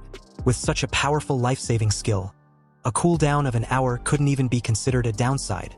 As the time stop ended, Song Ziqiong came to Bai's side and asked, "Did you just give any instructions, or did I hear wrong?" Bai told her she hadn't heard wrong, and immediately instructed them to ensure the villa's security. The nights after the trial's arrival are very dangerous, and we need to be vigilant at all times. As soon as daylight breaks, everyone need to start clearing the villa area. By the next morning, as expected, zombies had already surrounded the villa. Seeing this, Song Ziqiong immediately activated her S-class talent, Amethyst Eyes, and used the ability Insight Crystal, which can view the target's attribute panel and weaknesses. She resolved the zombie situation in an instant. Meanwhile, Chinger's talent was the A-class Path of the Assassin. Already strong, her talent made her seem like a possessed god of death, making her clear dozens of zombies in mere moments. On the other side, the wounded people were brought before Su Xin. Su Xin. She awakened the B-class talent, High-Speed Recovery. She was responsible for treating injured survivors inside the villa, and so far, everything looked good with no accidents occurring. I felt quite relieved. He then left the situation at the villa to everyone, and used the memories of his previous life to quickly head towards Jiangcheng University. At this time in his previous life, a strange symbol had appeared over Jiangcheng University, and it took him a long time to understand the meaning of that symbol. By the time he did, he regretted it. It was too late, so this time, Bai intends on seizing the opportunity. He quickly arrived at Jiangcheng University, and from the looks of it, it seems that where he had arrived was the place where the symbol had projected a certain deity's descending. Without hesitation, Bai eagerly searched forward. Suddenly, someone called out to him, "Hey young evolver, please wait. It's rare to see such a powerful little fellow like you at the beginning of this ordeal. I'm a merchant. Are you interested in doing some trades with me?" Upon hearing this, Bai was overjoyed. This was exactly what he had been hoping for. It would be my greatest honor to conduct a transaction with you. A kind and fair, generous, wealthy, and powerful person such as yourself. I humbly greet the Lord of Trading, Lord Leto. It seems Lord Leto came in his real form in the past as well. Hearing this, Lord Leto was flattered, so as he gave Bai a card, he made mention that Bai was destined to meet him. Consider this as a meeting gift. It was his gold membership card to the Goblin Chamber of Commerce. To purchase items from the Goblin Chamber of Commerce with this card, you will receive a 12% discount on every item. Upon seeing this, Bai wondered. In his last life when he had met Lord Leto, he was immune to compliments and praise, so it was good he was quick on the uptake. Bai took the card, expressing his gratitude, and acknowledging Lord Leto's generosity. Lord Leto noticed that Bai was willing to trade. If so, then he was going to show him the products available. A Thunderwalker scroll of S grade and a Reaper's Touch, also an S- grade. Seeing all the precious items, Bai was stunned. Also, seeing the Thunderwalker profession scroll from his previous life indicated that it was purchased from Lord Leto. There were also so many other precious profession scrolls and items. Bai apologized to Lord Leto, explaining that he wanted to buy all the things he would offer, but unfortunately, he couldn't afford them right now. Understandingly, Lord Leto replied that he knew. At the beginning of the trials, evolvers wouldn't have much currency on hand, so Lord Leto reassured Bai that his products weren't junk. If Bai works hard to become wealthy, his anticipation upon meeting him again in the future for trading is guaranteed. Bai pondered for a while, then stated that although he couldn't afford to buy his products, he had heard that the gods couldn't participate directly in the trials. However, they can invest in evolved beings to make a profit. Lord Leto, I believed you must have come here with the intention of investing, right? Hearing this, Lord Leto was impressed. Bai's insight and knowledge was better than average. You want my investment, don't you? Yes. Yes, I do, Lord Leto. But I also heard you possessed a treasure that's highly regarded by all the gods and no evolver could refuse it. I ask you to invest that treasure in me, and I promise you that you won't regret it. Indeed, I do have such treasure, but such investment must be profitable, and this treasure was something that all the gods would covet. What makes you think that you could offer more than it's worth?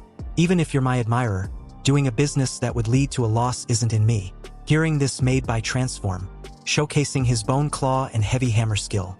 Bai activated his full power, demonstrating what his SSS-level talent was capable of. Seeing this, Lord Leto was fascinated. This is indeed a peculiar talent unlike any I had ever seen. It seems Blue Star Trial will be quite interesting. Okay. I will admit that your offer is tempting, but I never had any plans on investing this much early in the trial. However, I have decided to make an exception and give you a chance. Cherish this opportunity, kid. If it weren't for the fact that you don't have the aura of another god and gifted, I wouldn't have agreed. Hearing this, Bai was delighted, so he promptly asked Lord Leto if he could have the precious investment. No, not quite. A demonstration is not enough. Your talent doesn't necessarily represent your future. Even among the gods, there were those with less than an A-level talent. So to receive my highest level of investment, you need to prove your worth through your own strength and growth. Suddenly, the system's voice sounded. The god of goblins and trading Leto had issued an SSS-ranked mission named the Ultimate Investment. Do you accept? Without hesitation, Bai directly accepted the mission request. Leto gave a coin to Bai, explaining that whenever he completes the task, he could use the coin to summon his shadow. I hope you won't keep me waiting for too long. Hearing this made Bai ask Lord Leto if he could show him the desired treasure that even all the gods would covet. Seeing no problem with the request, Leto revealed a golden scroll dazzling with golden light. The treasure was named the Dual Procession Scroll, an SSS-grade special item. The Dual Profession Scroll allows the user to have two professions simultaneously, enabling dual profession attribute, growth attribute, bonuses, and skills to take effect. Upon seeing this, Bai was stunned, wondering if it was really a dual profession. Could my eyes be deceiving me? Bai's daydreaming was cut short as Leto informed him that the transaction had concluded. It was time for him to go, but before leaving, Leto remarked that his harvest of the day was quite pleasant and he hopes that Bai could complete the task. Immediately after his departure, Bai opened his mission panel. On it was the description, stating that to obtain the most valuable investment from the smartest and greatest goblin, the god of trade, Bai needed to provide enough proof of his worth. His objective was to find a special copy of the secret realm in Jiangcheng University, defeat the creature inside that Leto was interested in, and obtain a part of its body to give to him. The reward would be decided by Leto upon completion. Bai was impressed reading this. A reward decided by only Leto. He's truly a god of trade, he said. Bai also knew that Lord Leto's reputation in the previous life was good and legit. This meant if he did a good job, he wouldn't suffer any loss afterwards.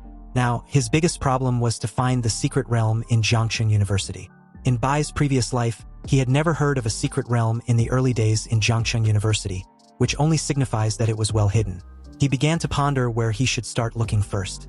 The scene then shifts to the gymnasium of Jiangcheng University, where two guys and a girl were bullying the rest trapped in the gymnasium with them. Their leader, Tom, demanded the other students to take off their clothes and beg to be his servants in a manner that pleased him. He threatens to harm them if they didn't comply. Furious, they refuse, calling Tom a piggy bastard. Hearing this, Tom got excited and continues with his threats. If you all are willing to die, then I will fulfill your wish. But don't think for a second that I will let you die easily. The girl in his group, Mia, tried to convince Tom that he was going too far.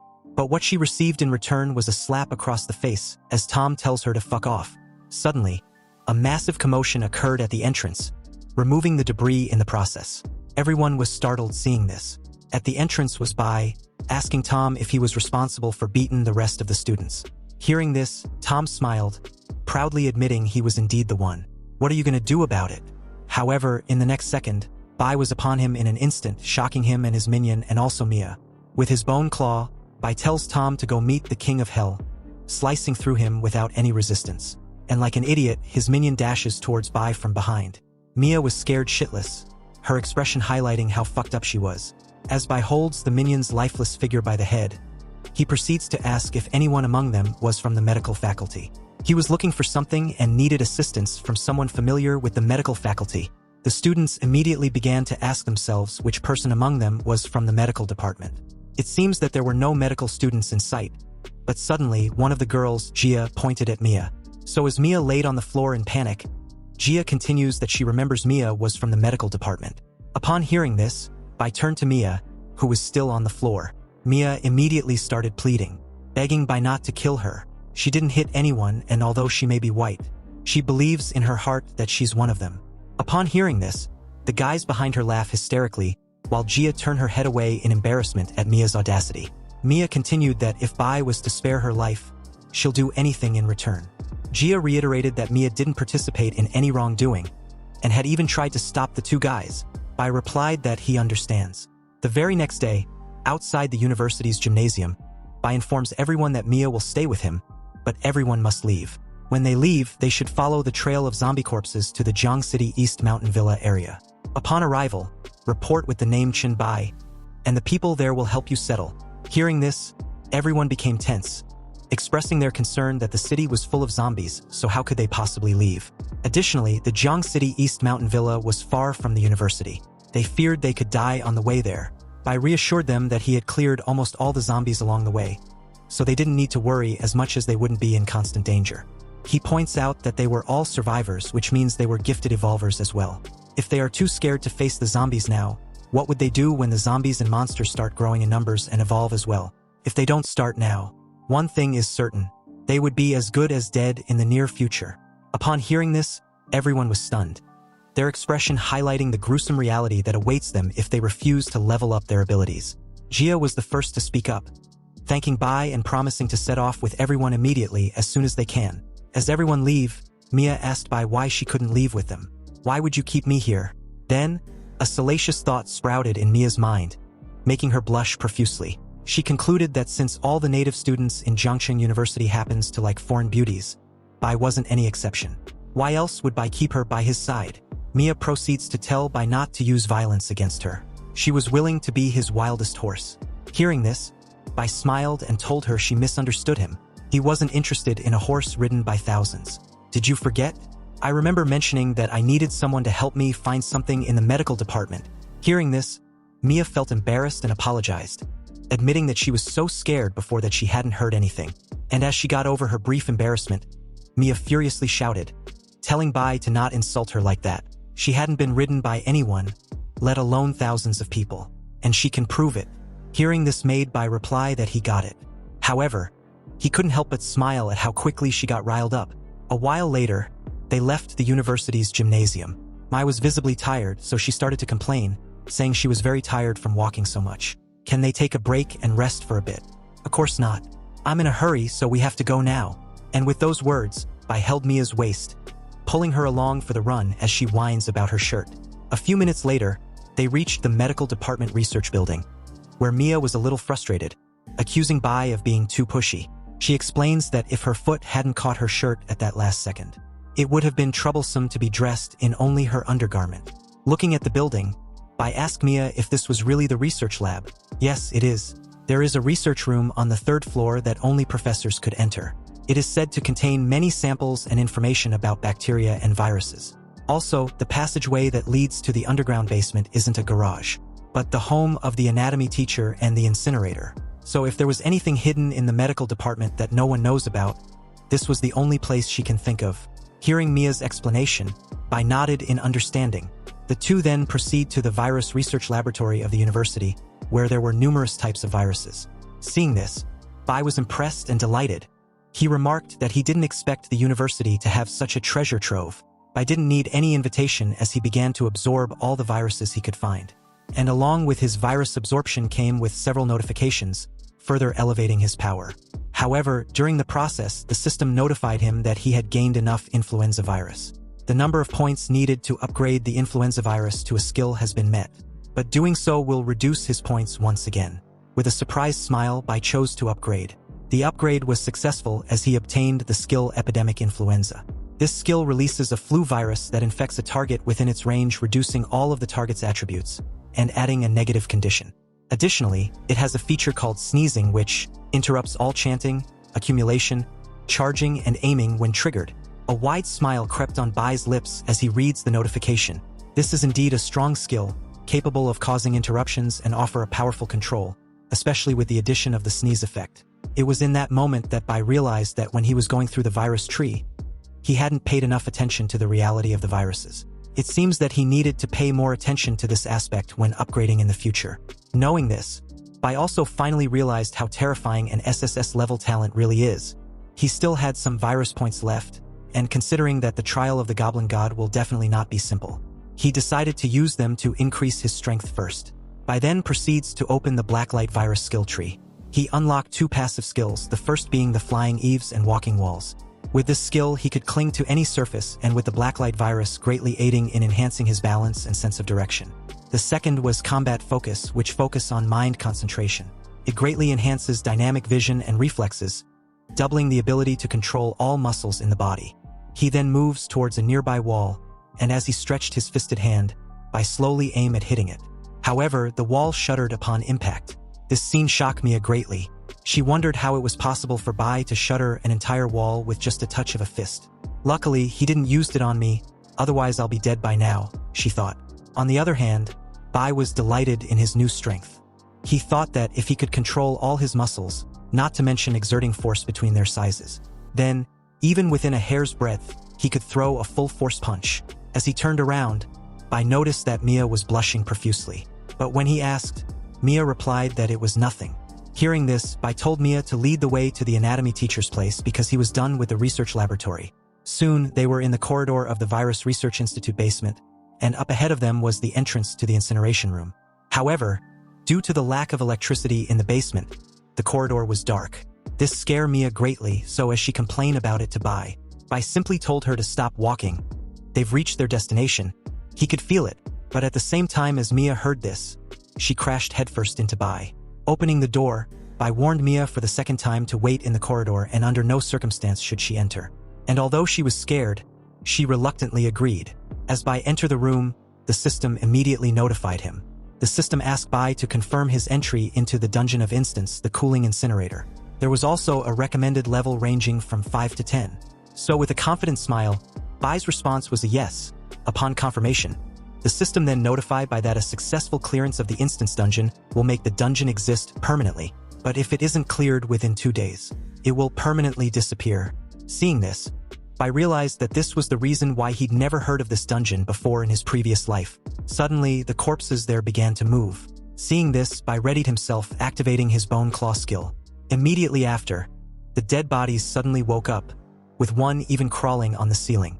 It seems that the corpses had mutate, making them stronger and more agile. Bai took on a defensive stance, his gaze moving back and forth between the two mutated corpses. Surprising enough, the two didn't attack simultaneously. The one on the ground was the first to launch towards Bai, but as soon as it got within an attacking distance, Bai, without hesitation, slashed its chest with his bone claws. The attack was so fast and fierce that the mutated corpse died instantly. The system notified him that he'd gained 400 experience points for killing a level 5 resurrected body. Seeing this, the other on the ceiling opened its mouth and sucked in a considerable amount of air, then released it in a thunderstorm-like attack on Bai. But due to Bai's fast movements, he effortlessly moved to the side, dodging the assault with ease. He now understands why they didn't attack together earlier. It seems the attack just now requires some time to be activated. And although the attack might be too slow, Bai had no intention of playing around first. So with a giant leap, he made his way towards the mutated corpse on the ceiling, and as a smile crept on his lips, he told it to go back to hell. So with his heavy hammer, he delivered a massive gut-wrenching punch, killing it instantly. Again, the system notified him. This time around, he gained 1,000 experience points for killing a level 7 splicer infant spider. Seeing the system prompt, Bai was delighted as he made a sturdy landing. He thought this instant dungeon was really special indeed. It had a lot of experience points just begging to be harvested. At that very moment, the rest of the corpses mutated as they woke up. Their gaze locked on Bai with an intense killing intent. Also, the door of the machine's incinerating chamber was repeatedly being hit from the inside. On the other hand, Bai was excited seeing this new development. He urged them to hurry and attack him already. The more the merrier. However, their slow movement made Bai decide to attack first. With his fast movements, Bai easily dealt with them, gaining 7,400 experience points in the process. The system prompted Bai that he had leveled up to 4 and gained 2 free attribute points. Bai approached the incinerating chamber and called out the boss. "Your minions are all dead, why don't you come out? Or would you like me to help you out?" Suddenly, a loud bang rang out, and with it, the door of the machine's incinerating chamber was blown open.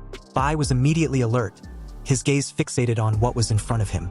In the incinerating chamber was a massive meat-like monster. The sudden appearance made Bai feel uneasy.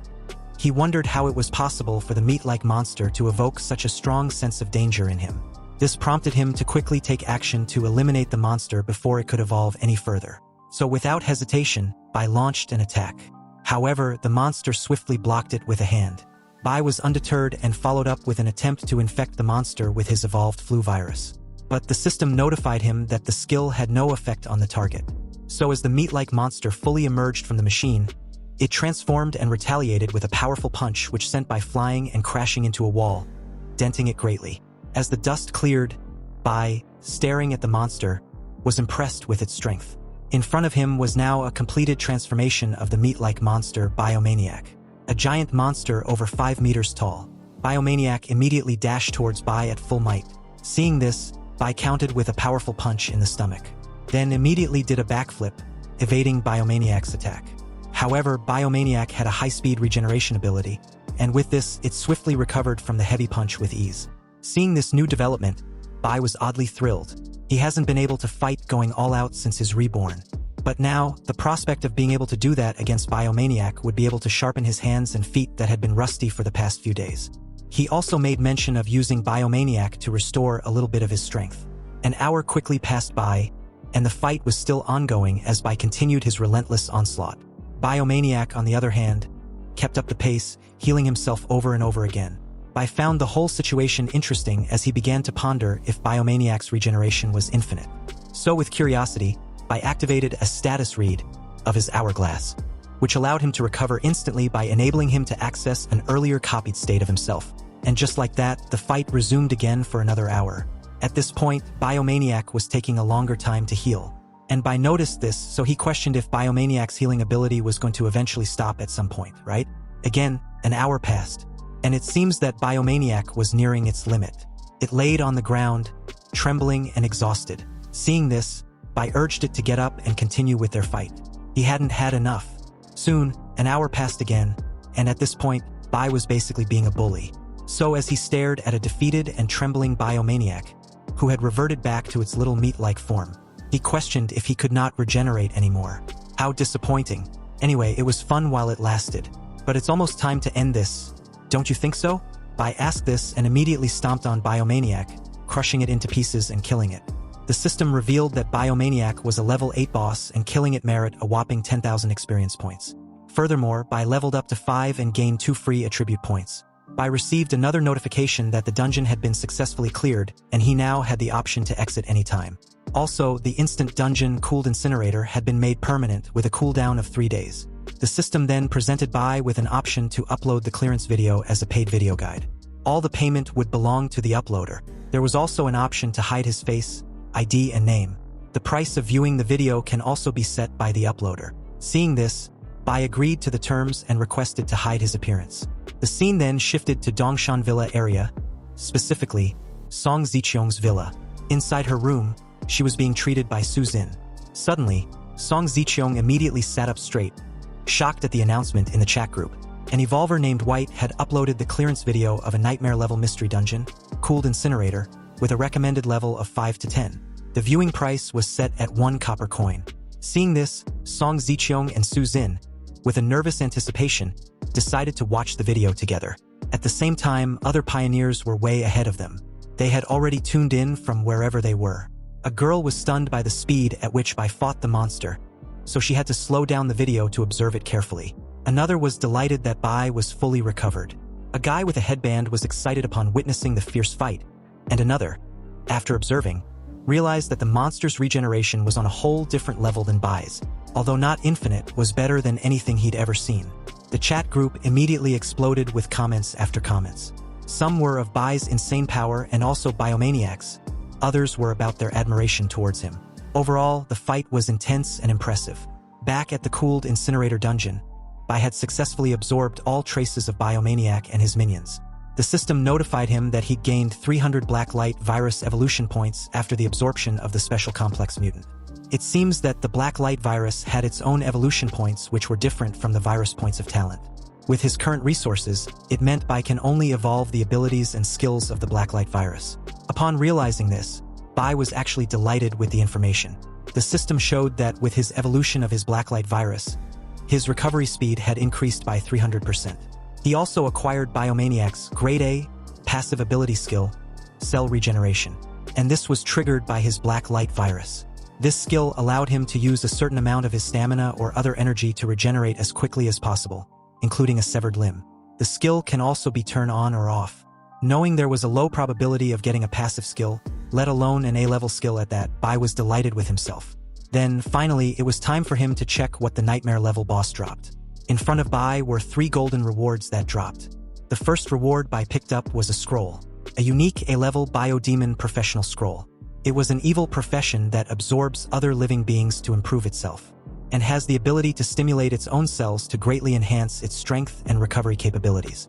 There was also a caution that excessive absorption may cause gene disintegration or mutation, and the consequences were unknown. The evolver had to be of level 10 with a physique greater than 15 to be able to use the item. A unique A-level profession with both risk and benefits. But I already have the black light virus, so this won't do. Bai commented after a considerable thought. He then moved on to the second reward, which was a potion. A grade C genetic essence which had a perfect genetic essence that can be used to greatly improve one's physical condition. However, each evolver can only take it once. Seeing this, Bai immediately uncorked it, then drank the content without a second thought.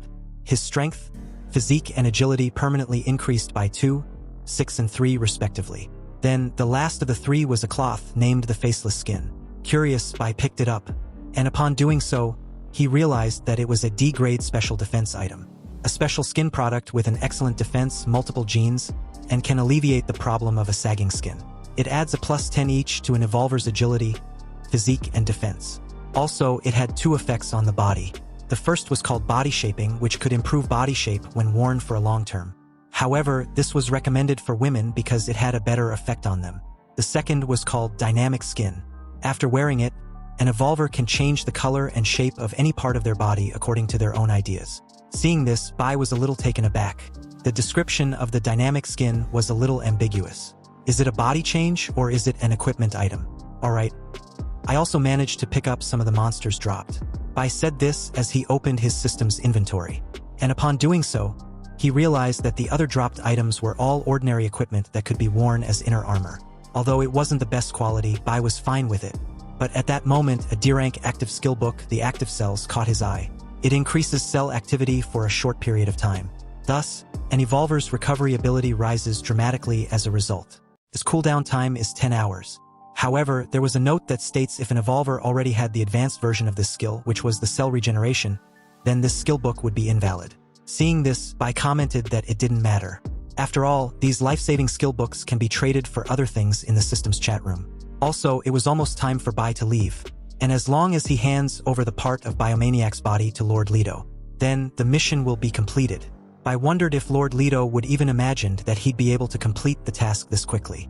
And as he thought about Lord Leto's actions some more, Bai hesitated on leaving the dungeon. Then, he suddenly chose not to exit the dungeon. According to Bai, something wasn't adding up. Lord Leto wasn't a wandering trader in the game who moved aimlessly. He must have come to Blue Star for a reason. And as Bai remembers Lord Leto's departing words, about his day being an unexpected harvest because Bai was an unexpected bonus, then Lord Leto's original purpose was most likely this special dungeon. Bai became resolved in his decision after this thought. However, the amount of rewards that he was getting in the dungeon wasn't adding up. There was no need for a divine avatar to come to Blue Star for these rewards. Could it be that his purpose had nothing to do with this dungeon? Or am I missing something? His attention immediately shifted to the dungeon's incineration chamber. Upon close inspection, Bai realized that if there was anything he hadn't seen in the dungeon, then it must be inside the incineration chamber. As he entered the incineration chamber, he noticed that the walls of the iron sheets, which was the fire outlets for the incineration bodies, was covered with oil and grease. And that was it. There was nothing special about it either. Looking at the pipe system, he wondered, could it be inside the pipe? Bai decided to go inside the pipe above to have a look. If he didn't investigate thoroughly, he might miss something. So with a light leap, Bai moved above the incineration chamber into the pipe system at a considerable pace. After a brief moment inside the pipe, he noticed that it was quite long and had far exceeded the height of the room. Then, looking ahead of him, his eyes widened in surprise. To his shock, it was a dead end. It can't be. Can it? Is there really nothing? Bai questioned himself as his elbow involuntarily hit the iron sheet. Immediately after, a golden mask emerged from the iron sheet with a burst of golden light. Bai's reflexes kicked in as he punched the mask without any consideration. However, the system's notification alerted him soon after. What he'd found was a mask with an unknown name and grade. But the main cause of the incinerator's phenomenon was this unknown thing, and the appearance of the mask, which seems to have miraculous functions and effects. Amazed that his hunch was right, and there was actually an item, Bai, with curiosity and caution, picked up the mask. Although the mask had an unspecified name with some question marks, Bai had a gut feeling that it was most likely a fragment of an SSS class item or an item related to a god. This was amazing, he said. This was definitely what Lord Leto was aiming for, but fortunately, it's in my hands now, and I've got to find a way to keep it. Outside the building of the university's underground incinerator, nightfall descends. Inside, Bai came out of the incineration chamber, then the dungeon soon after, and upon seeing Bai, Mia, with enthusiasm, shouted excitedly that she'd watched Bai's video. He was way too strong than what she initially thought, and that she was in love with him now. Hearing this, Bai just asked her if she had copper coins. "Oh, I do. When the others were fighting zombies, I contributed with a last-ditch attack." Checking his own, Bai wondered how many gold coins he had. The price to watch the video was a copper coin, so there should be a lot of people watching. He found out that he had a total of 912 gold coins, 75 silver coins, and 32 copper coins, which was not enough. He needed 1,000 gold coins to unlock a spatial storage feature. The spatial storage was protected by the universal will from all intruders in every dimension or place, so it was the safest way to leave the item undetected. Due to this, he decided to wait before he turned in his mission. Soon, Bai and Mia exit the university's medical faculty, specifically, its main building. Mia asked Bai if he was heading back to Dongshin Villa mentioned earlier. "No, not at this moment. There are many unknown dangers at night, so we should find a place to spend the night first." Hearing this, Mia was delighted. She made mention that there were a few high-class hotels not far from the university, and it was not a holiday either, so there won't be many people. Also, they were extremely tall, so it should be safer, right?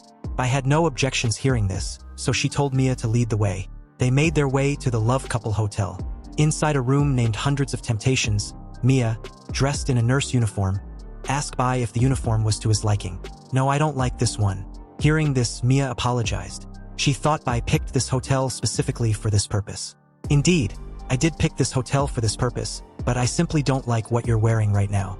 Mia suggested she'll go find another uniform then. Soon, she came out from the changing room, dressed in a too revealing cop uniform. Again, Bai told her to change into something else. She did just that immediately. Her next uniform was that of a teacher.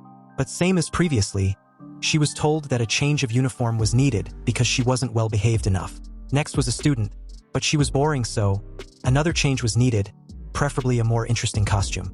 Mia's next uniform was that of a pet, with a tail and all. Seeing this, Bai, intrigued with the idea of Mia being his little pet secret, protected by the universal will. Bai was then given an option to choose a successor, and asked to use the spatial storage carefully. His first action was the golden mask. Bai successfully stored it in the storage space. The next step was to proceed to summon Lord Leto. Bai, with a smile, took out the coin and tossed it, summoning the god of goblin and trade. At an undisclosed location near Love Hotel, Bai waited patiently for Lord Leto's arrival. And as he was waiting, he remembered a saying in his previous life that was widely circulated. It was that when trading with Lord Leto, emotions were part of the bargaining chip. This meant that Lord Leto would adjust the rewards in order to take care of the emotions of the transaction or task object. However, the premise was that the evolver had to have enough value in Lord Leto's eyes. Soon, Bai took out the piece of Biomaniac's body from his pocket when Lord Leto arrived. Lord Leto, who was in his usual mood, greeted Bai. He admitted that he didn't expect Bai to summon him so soon. "Have you completed the task to proof yourself?" he asked. "Yes, and here's the proof. A part of the creature's body from the dungeon required for the task." Bai replied and tossed a part of Biomaniac's body over. The piece fell near Lord Leto's feet. Looking at the wizened flesh, it was obviously not fresh. And Lord Leto noticed this immediately with a hint of surprise. He deduced that Bai must have completed the task last night, right? "Why didn't you call me right away? Or is it that you suddenly didn't want the scroll anymore?" Lord Leto summoned his walking stick as he questioned Bai. Hearing this, Bai replied in a cold tone that he couldn't figure it out earlier. The person whom he respects and admires so much actually hid a crucial information from him. "Why did you hide the difficulty of the dungeon from me?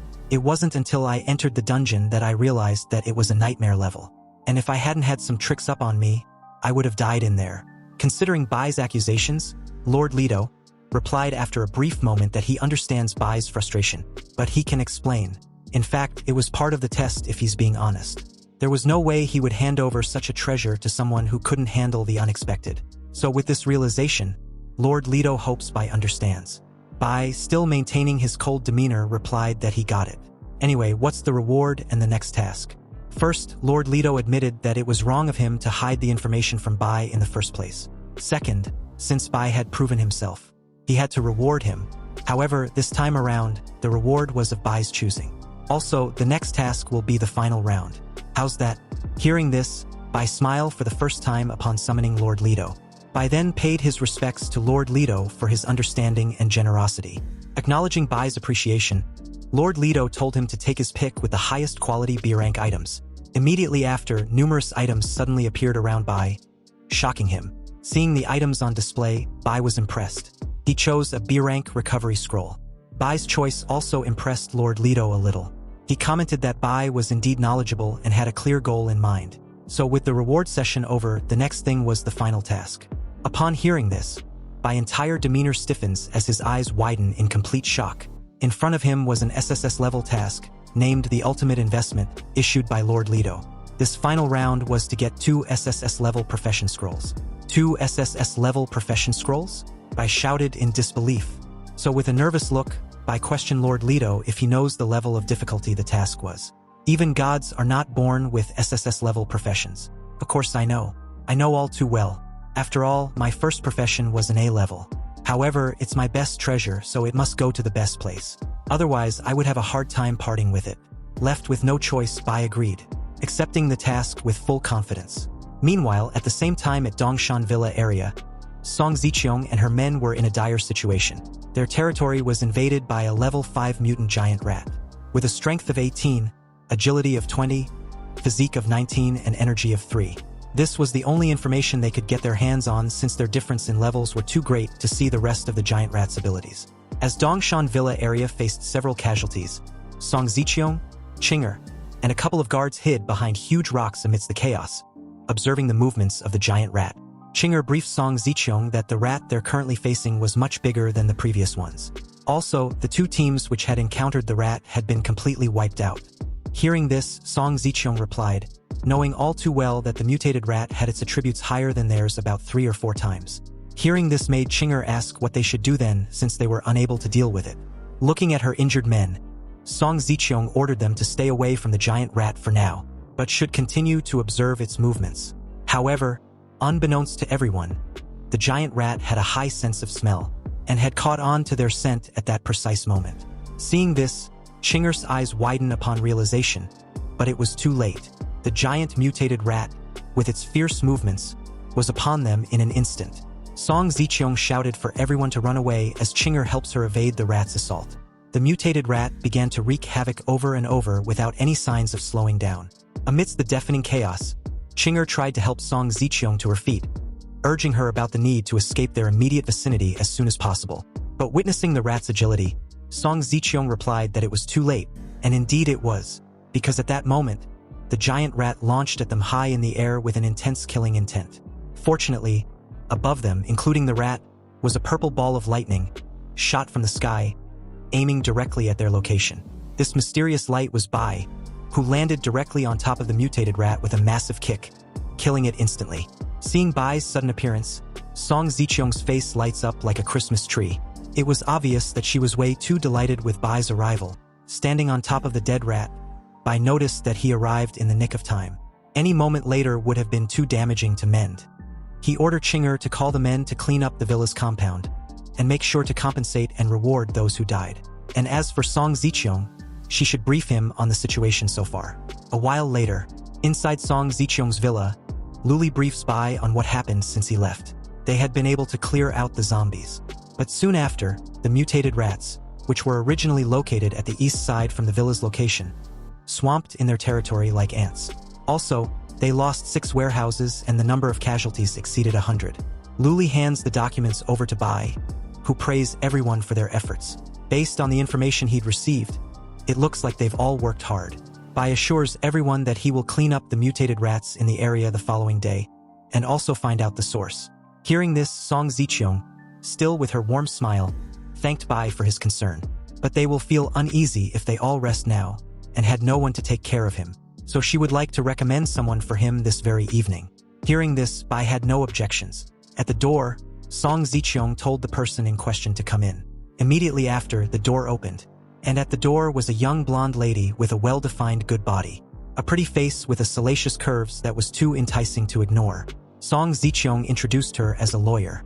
According to her, the lovely lady could help Bai with any rules he's currently facing, and she was willing to be Bai's people.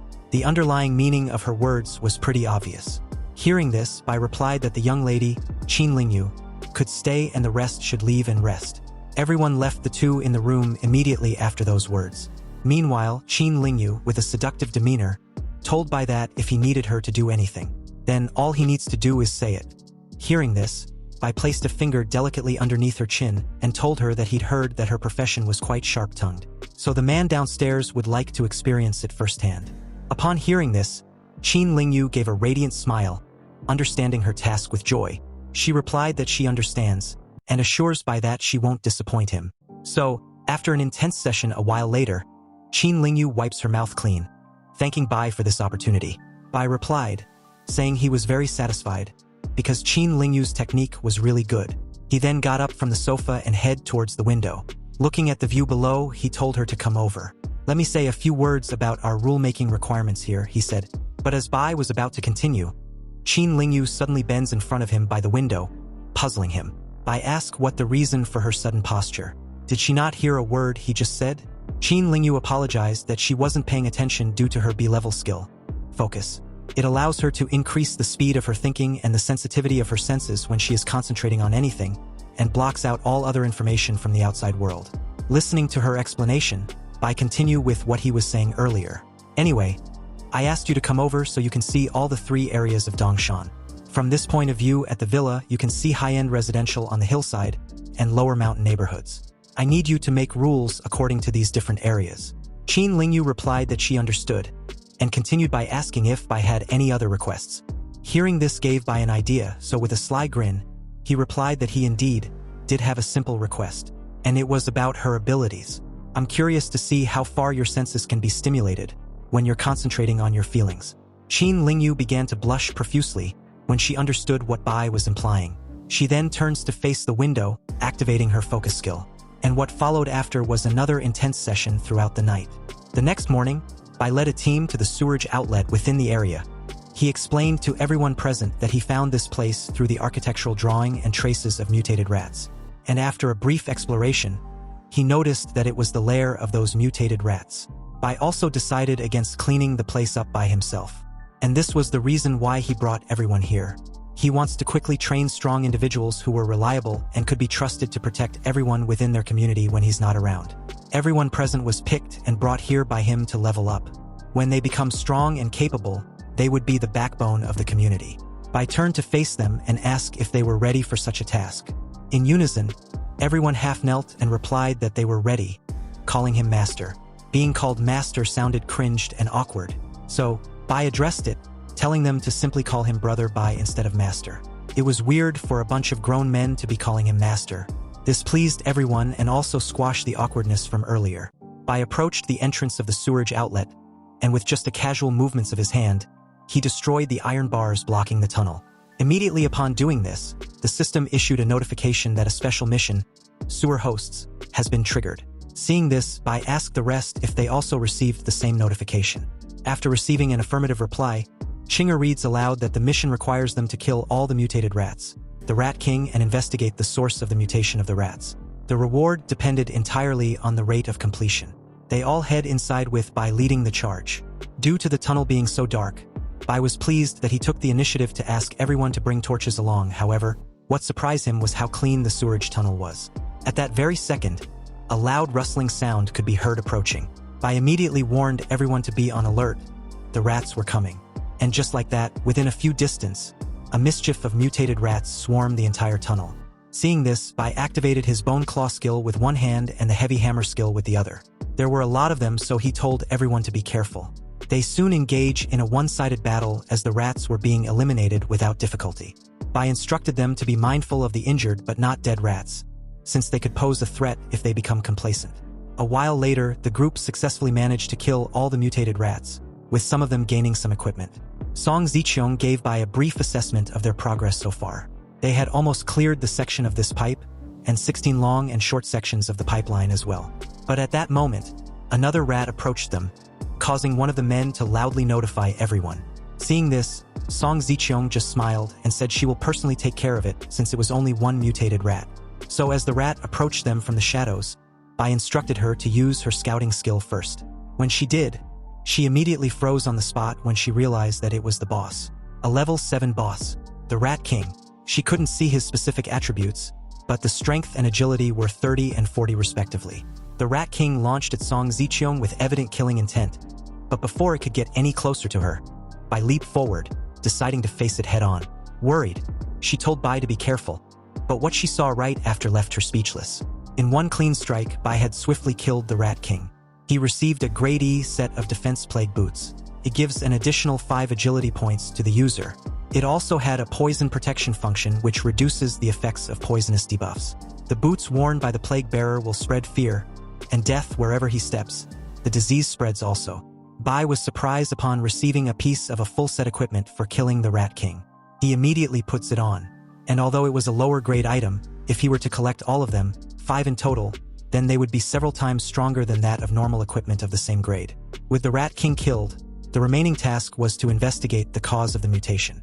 A while later, after exploring all the remaining 5 pipelines, everyone was puzzled that there weren't that many rats to deal with. When they try approaching Bai, he told them, including Song Zicheong, to stop. They shouldn't approach any further. Bai took a couple steps forward, and as he did, the system notified him that he had absorbed a spore plague for the first time and gained 10 plus virus points. Then, a bone spur plague also for the first time and gained 23 plus virus points. A rotting plague, a mutant dark green spore plague, and a black death plague for 15, 14 and 20 plus virus points respectively. Bai was surprised with this new development. It was normal to absorb viruses and some germs in the sewers, but the viruses he just absorbed were something that didn't exist on Earth before the trials. Moreover, the type, quality and quantity could even harm evolvers. It seems the source of the mutation was not far ahead either. So Bai told Song Zicheong and the others that they couldn't go any further. They should return immediately. Song Zicheong agreed without hesitation. And as Bai continued further, he noticed that with each step he took, the virus points grew faster, which he found interesting. He wondered what the growth rate will be when he finds the source. As Bai approached the source, he felt the virus points growing more and more intense. And as for a virus monarch such as himself, this place was heaven for him. Bai found the source, and it turns out to be a corpse with several web-like structure attached to its back. It was emitting a green glow and suspending the corpse in the air. A corpse? So this is the source of the mutation and plague virus, he said. According to the concentration of the plague virus, the source should be this scroll. Bai walked up to the corpse and took out the scroll. Upon opening the content without any preparations and instructions, he found out that it was just some sort of letter, addressed by Lilian Zhao, the Plague Cult. A name and a cult he never heard of even in his previous life. But that was of no importance to him because after absorbing all the viruses there, he would be able to make a breakthrough in strength. He then used his virus absorption on the scroll. But what happened immediately after almost tore his arm off? An unknown power entered through his arm, nearly tearing it apart. And seconds after, he received a notification that the special mission, Sewer Host, was completed. 2,000 experience points were gained with a random reward being drawn also. Then the system congratulates him on obtaining the item Wall of Flesh. The corpse immediately fell over as Bai received another notification. He had received the Seal of Plague, and this was proof that he had become a core member of the Plague Cult. The seal, which was condensed from countless number of horrific plagues, will change if another plague seal is within a certain radius. What? Seal of Plague? Bai murmured to himself, a little taken aback. Also, by obtaining the Seal of Plague without being corrupted by it, the requirement was achieved to trigger subsequent missions. The system issued another mission, Plague Cult, with difficulty level of SSS. And this shocked Bai greatly. The description of the SSS mission states that the Plague Cult has sacrificed the old gods and brought countless treasures to this world in order to welcome the true god of their prophecy. If you have the Seal of Plague, you are qualified to become the true god of prophecy. You need to find the members of the Plague sect and take their test. So the objective of the mission is to find a Plague bringer, and the mission rewards are unknown. When he finished reading, he knew the mission was related to acquiring a god's authority, and if he acquires that and becomes the god of Plague, he will be qualified to fight Heloise head-on. This made him excited on finding this Plague bringer. At that moment, a dungeon started generating in front of him, and as he got closer, a notification popped up. A Hell difficulty dungeon Plague Sewer was being generated, and the remaining time until it's completely generated was 29 days, 23 hours, 58 minutes, and 59 seconds. This level was harder than the Cold Incinerator's Nightmare level. Knowing it will take a month to generate, Bai cautioned himself to not take the Hell difficulty of this dungeon lightly when he comes back in a month's time. He will be well prepared. Meanwhile, Song Zicheong and the rest had found another dungeon in the sewer area, and this one had been generated completely. Moreover, it was of normal difficulty with recommended levels ranging from 1 to 10. The limit was 3 entries per day, so it was pretty convenient for everyone. Bai happens to arrive at that moment, commenting that level 1 to level 10 was just about right for everyone, especially Song Zicheong, to level up. Song Zicheong smiled when Bai returned. She told him that she'd sent someone to notify every evolver. They had to come in groups to level up in this new dungeon. And with 3 entries a day, it was pretty convenient and the opportunity shouldn't be wasted. Bai agreed, telling her that she'd done well. 20 minutes later, everyone gathered at the entrance of the dungeon area as Bai explained the situation. The sewer dungeon didn't have a large space, so it's best to enter in groups of 4 to 8. But keep in mind that your life are more important. Life first, profit second, in that order. Hearing this, everyone replied in unison that they understood. Bai turned to Song Zicheong, Luli, and Chinger. You 3 will enter the dungeon with me, but you're on your own once we're inside. I will only interfere when it's necessary, he said. Bai told them to team up and join a chat group he sent them. An invitation immediately popped up, displaying that the evolver number 001 has invited them to join his White Emperor Palace chat group. Song Zicheong was shocked greatly when she saw Bai's number. The numbering was just the order in which everyone became an evolver, so there's no need to be so surprised. Bai said this with a smug. But Song Gu, at this moment, was confused as to why she didn't receive any invitation. Bai replied that she didn't receive any invitation because he never sent her one. His harem were for only loyal and capable people, not for a little girl who apparently was scared shitless of a zombie that she wet herself. Song Gu shouted, saying that Bai shouldn't underestimate her too much. She had grown a lot since then. Really? Are you sure? Then pick up an equipment and get in the dungeon. Show me how much you have grown then. Immediately after, Bai displayed an array of weapons in front of her to choose from. Then, they entered the dungeon seconds after. Inside the sewer dungeon infested with several mutated rats, the group was not far from the entrance when they encountered some of them. Song Gu, with a dagger in hand, took on a stance and readied herself. I will handle these giant rats ahead by myself, she said. At this moment, Bai remembered that he still had no idea what Luli and Song Gu talents were. Luli explained that hers was a B-level talent, illusion, which allows her to create disembodied phantoms based on her imagination. This obviously plays a minor role in combat. And as for Song Gu, her talent was a C-ranked natural aptitude, which accelerates the growth of experience and proficiency by 50%.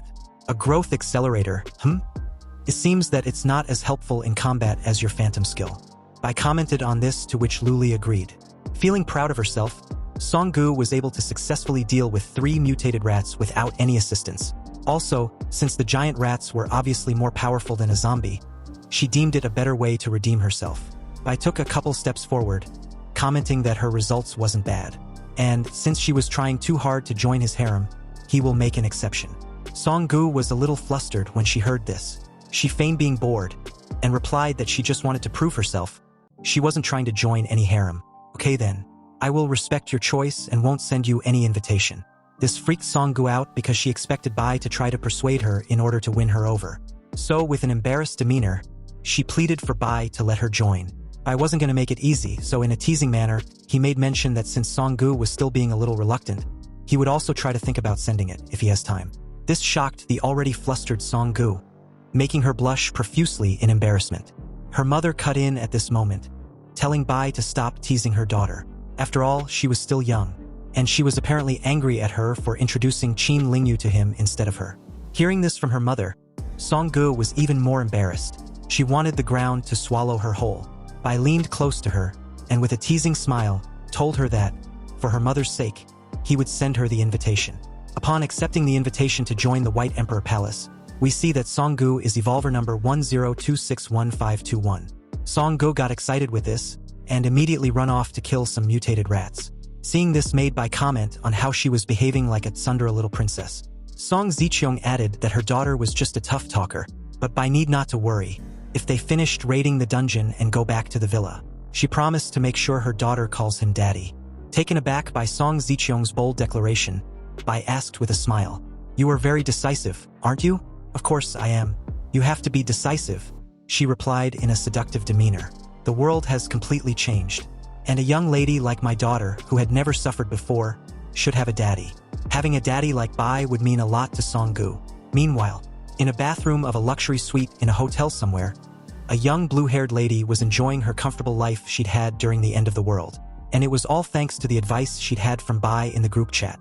So as she was leisurely relaxing in a jacuzzi, a notification popped up. It stated that the Evolver Bai's team made the first clearance of a normal level dungeon, a sewer dungeon in Dongshan.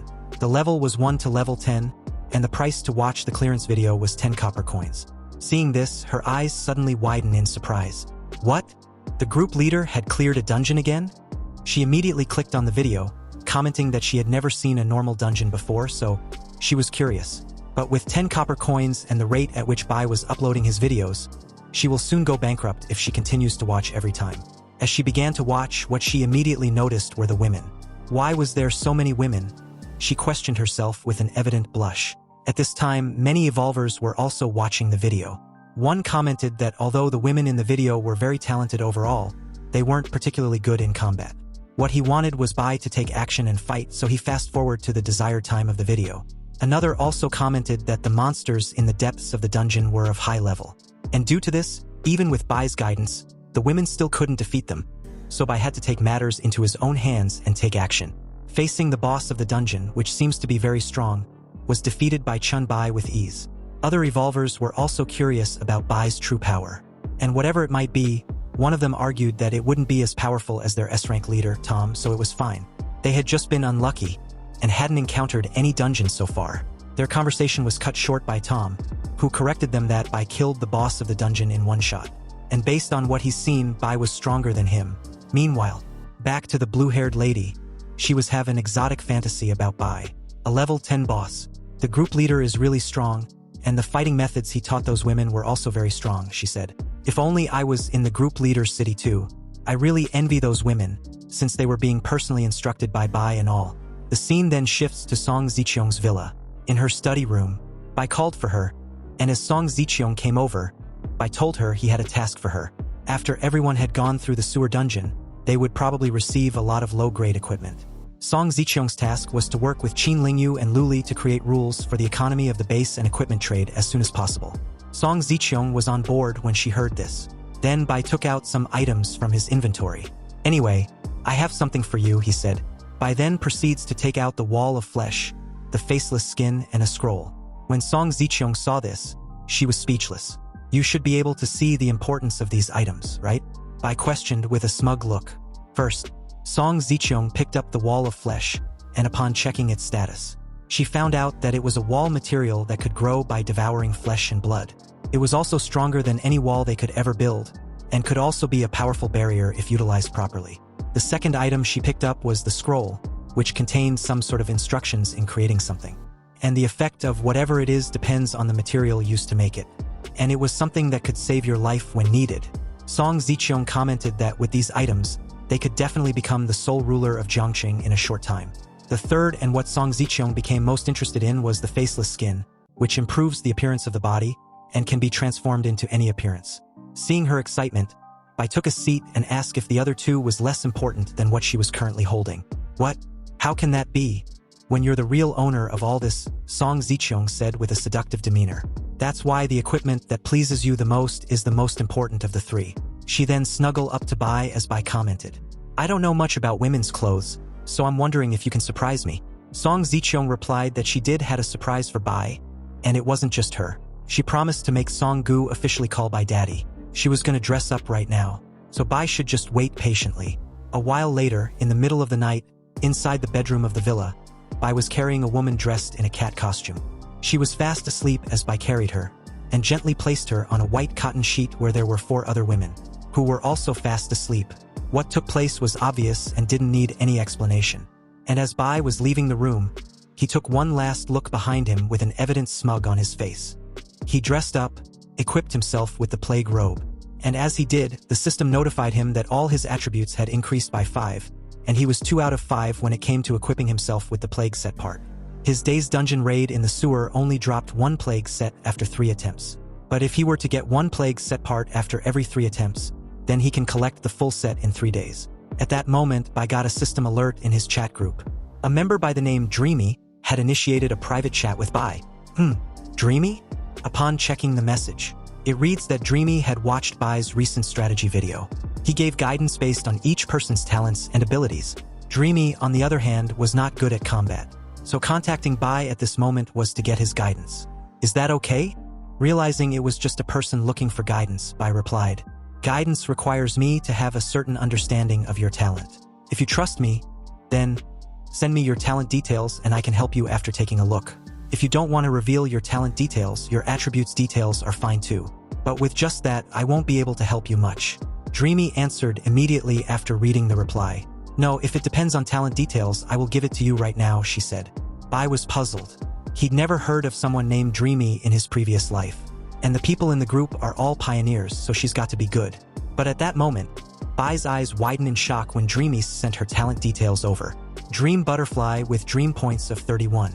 An SSS-level talent with infinite growth. Seeing this, he was certain that there was no way this power of Dreamy could be unknown in his previous life. So this meant that she died in his previous life. Bai replied, saying that SSS-level talents were very complicated. Can you tell me the effects of your talents and skills? He asked. Dreamy agreed and replied that her dream butterfly was the ability to enter the dream world, which was the same as the real world. And it can also be used to enter other people's dream world. She continued that some things could be taken out of the dream world. And with that she had been dream weaving. Dream weaving was about adjusting anything in the dream world, however, there was very little she could adjust at the moment. Also, to dream with her, she had to invite the person into her dream world by creating a dream totem. Bai read the message with a smile. He knew that the talent was practically invincible as long as no one finds her true body. Dreamy sent him another message, saying that she wanted to send Bai a dream totem in the form of a picture. Then Bai could enter the dream world and guide her. Bai wasn't on board with that idea because, if he were to enter in her dream world, he wouldn't have any protection. Dreamy pleaded for Bai to not refuse her. She could sign an Evolver's contract with him, promising not to do anything harmful to Bai. An Evolver's contract? Bai's eyes widened in surprise when he read this. A bit unsure, Bai asked Dreamy if she meant an Evolver's contract, recognized by the universal will, which also cost at least 10 gold coins. This made Bai question why she needed his combat advice anyway. She was willing to sacrifice 10 gold coins. Also, if she's that weak in combat, how come she has 10 gold coins to begin with? The monsters I kill in the dream world die in real life as well, she said. And I can adjust the explosion rate of the monsters in the dream world through dreamweaving, so I have just enough gold coins. Dreamy also made mention that she could give Bai other rewards which he would be interested in. They were 2 skill books. The first skill is Spiritual Perception D-level skill book. Bai knew it was a powerful ability, and it could be said that it was no worse than Bai's Virus King. The second skill is City Building Order, a grade F special item. At this moment, Dreamy pleaded again, telling Bai that although she might be strong in her dreams, she is the exact opposite in reality. And on top of this, she had a strong gut feeling that if she didn't improve her combat skills, she would die sooner or later. Upon reading this, Bai immediately thought that her instincts were accurate. After all, her abilities had no physical improvements whatsoever. It was an incredible weakness. Alright then, send me the Evolver's contract. Bai agreed to teach her. Since Dreamy was willing to sign the contract, he would help her. After all, such a powerful talent must be recruited for his use. Seconds later, the Evolver's contract was sent, which was valid for 24 hours. And Bai, without hesitation, agreed and signed the contract. It was nightfall, and in the second bedroom of the villa, Bai was leisurely resting on his bed. The dream totem needs Bai to relax and focus for 3 minutes to activate. But it takes significantly longer if a person has a guarded personality. And Bai happens to fall in this situation. He knew that if Dreamy's ability evolves to the point where it was possible to be awake and dream at the same time, then it would be terrifying. The contract was eventually activated as Bai fell under, and slowly woke up in Dreamy's apartment in the dream world. He got up, took a couple steps when he saw Dreamy for the first time. Dreamy turned out to be a little pink-haired girl. "Hello, group leader.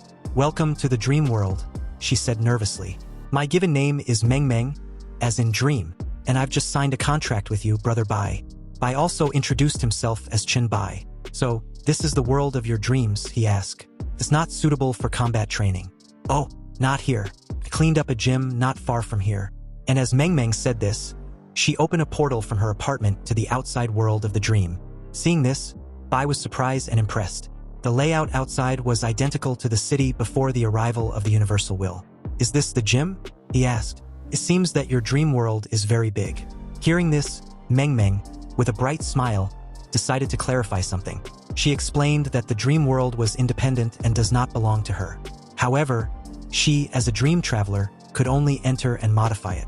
And based on her exploration ever since she dream traveled, it seems that the dream world was a reflection of the real world. Bai understood and told Meng Meng that they should get started. They had no time to waste. Let's go to the gym right now and start your training. Meng Meng agreed and led Bai through the portal as they walked above the city. A while later, they arrived at a basketball court inside the dream world.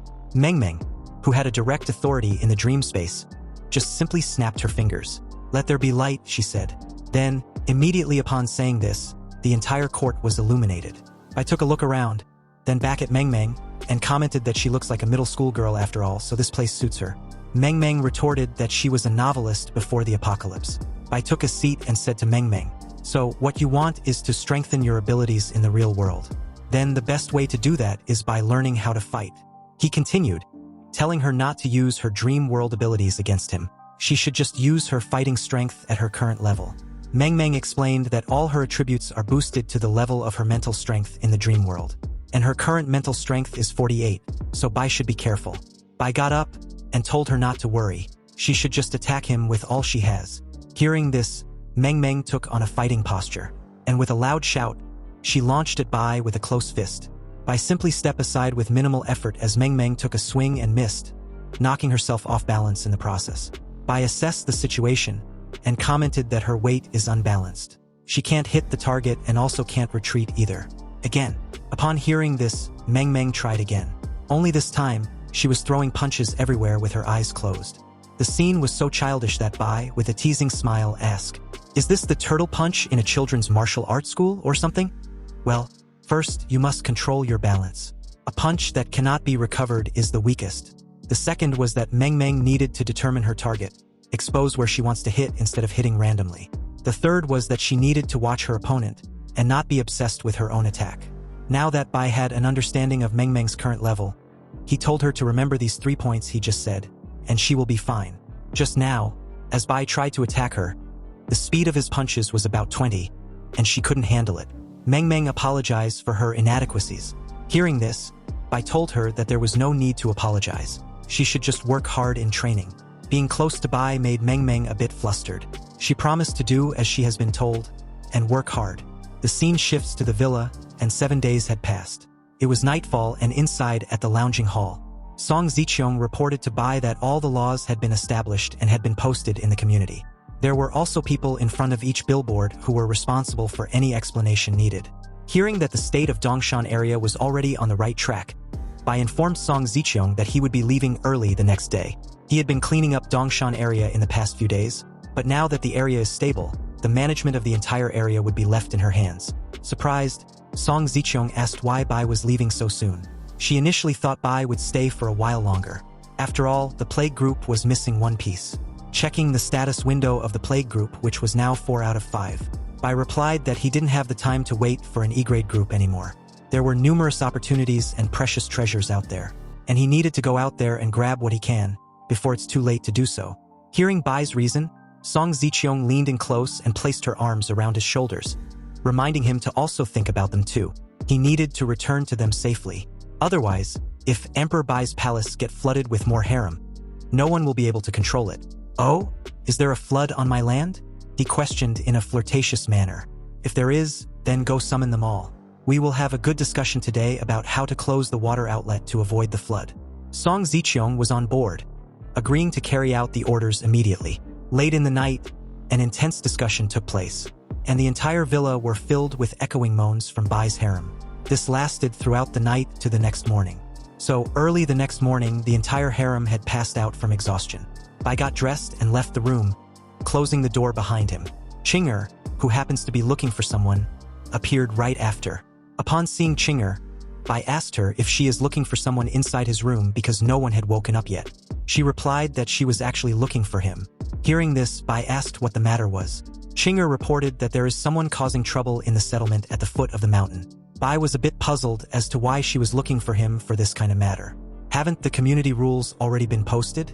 He turned to face her and continued, wondering why she wasn't resolving whatever the issue was according to the rules. Chinger apologized for bothering Bai and said that they had already controlled the situation.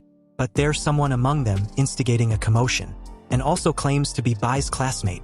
Hearing enough of this, Bai told Chinger to take him there.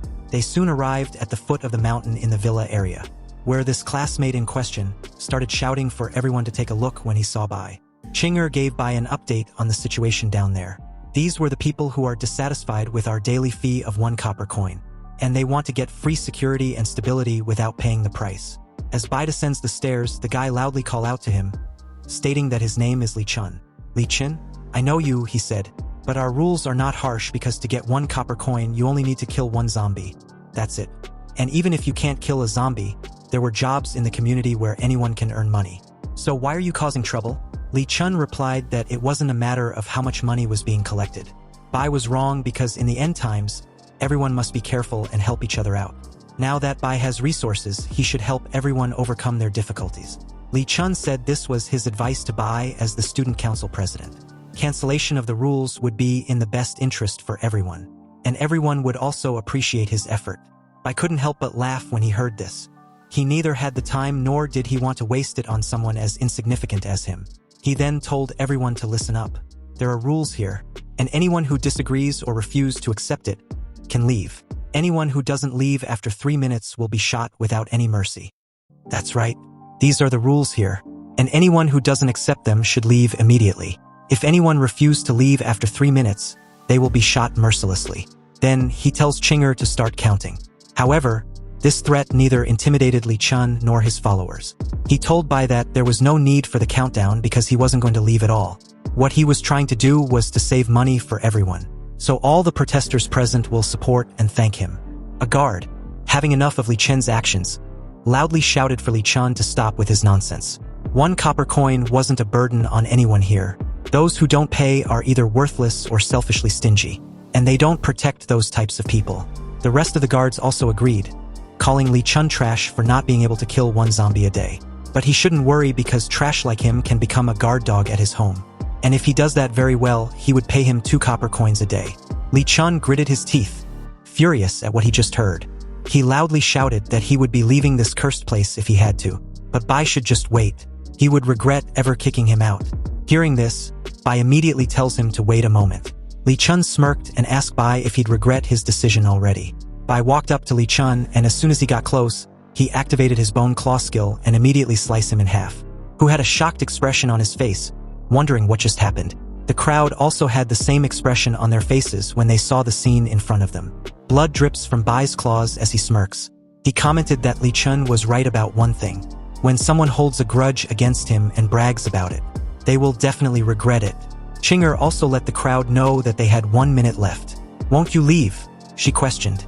But one of them replied that he was ready to comply with the rules and accept any consequences for the troubles he'd cause.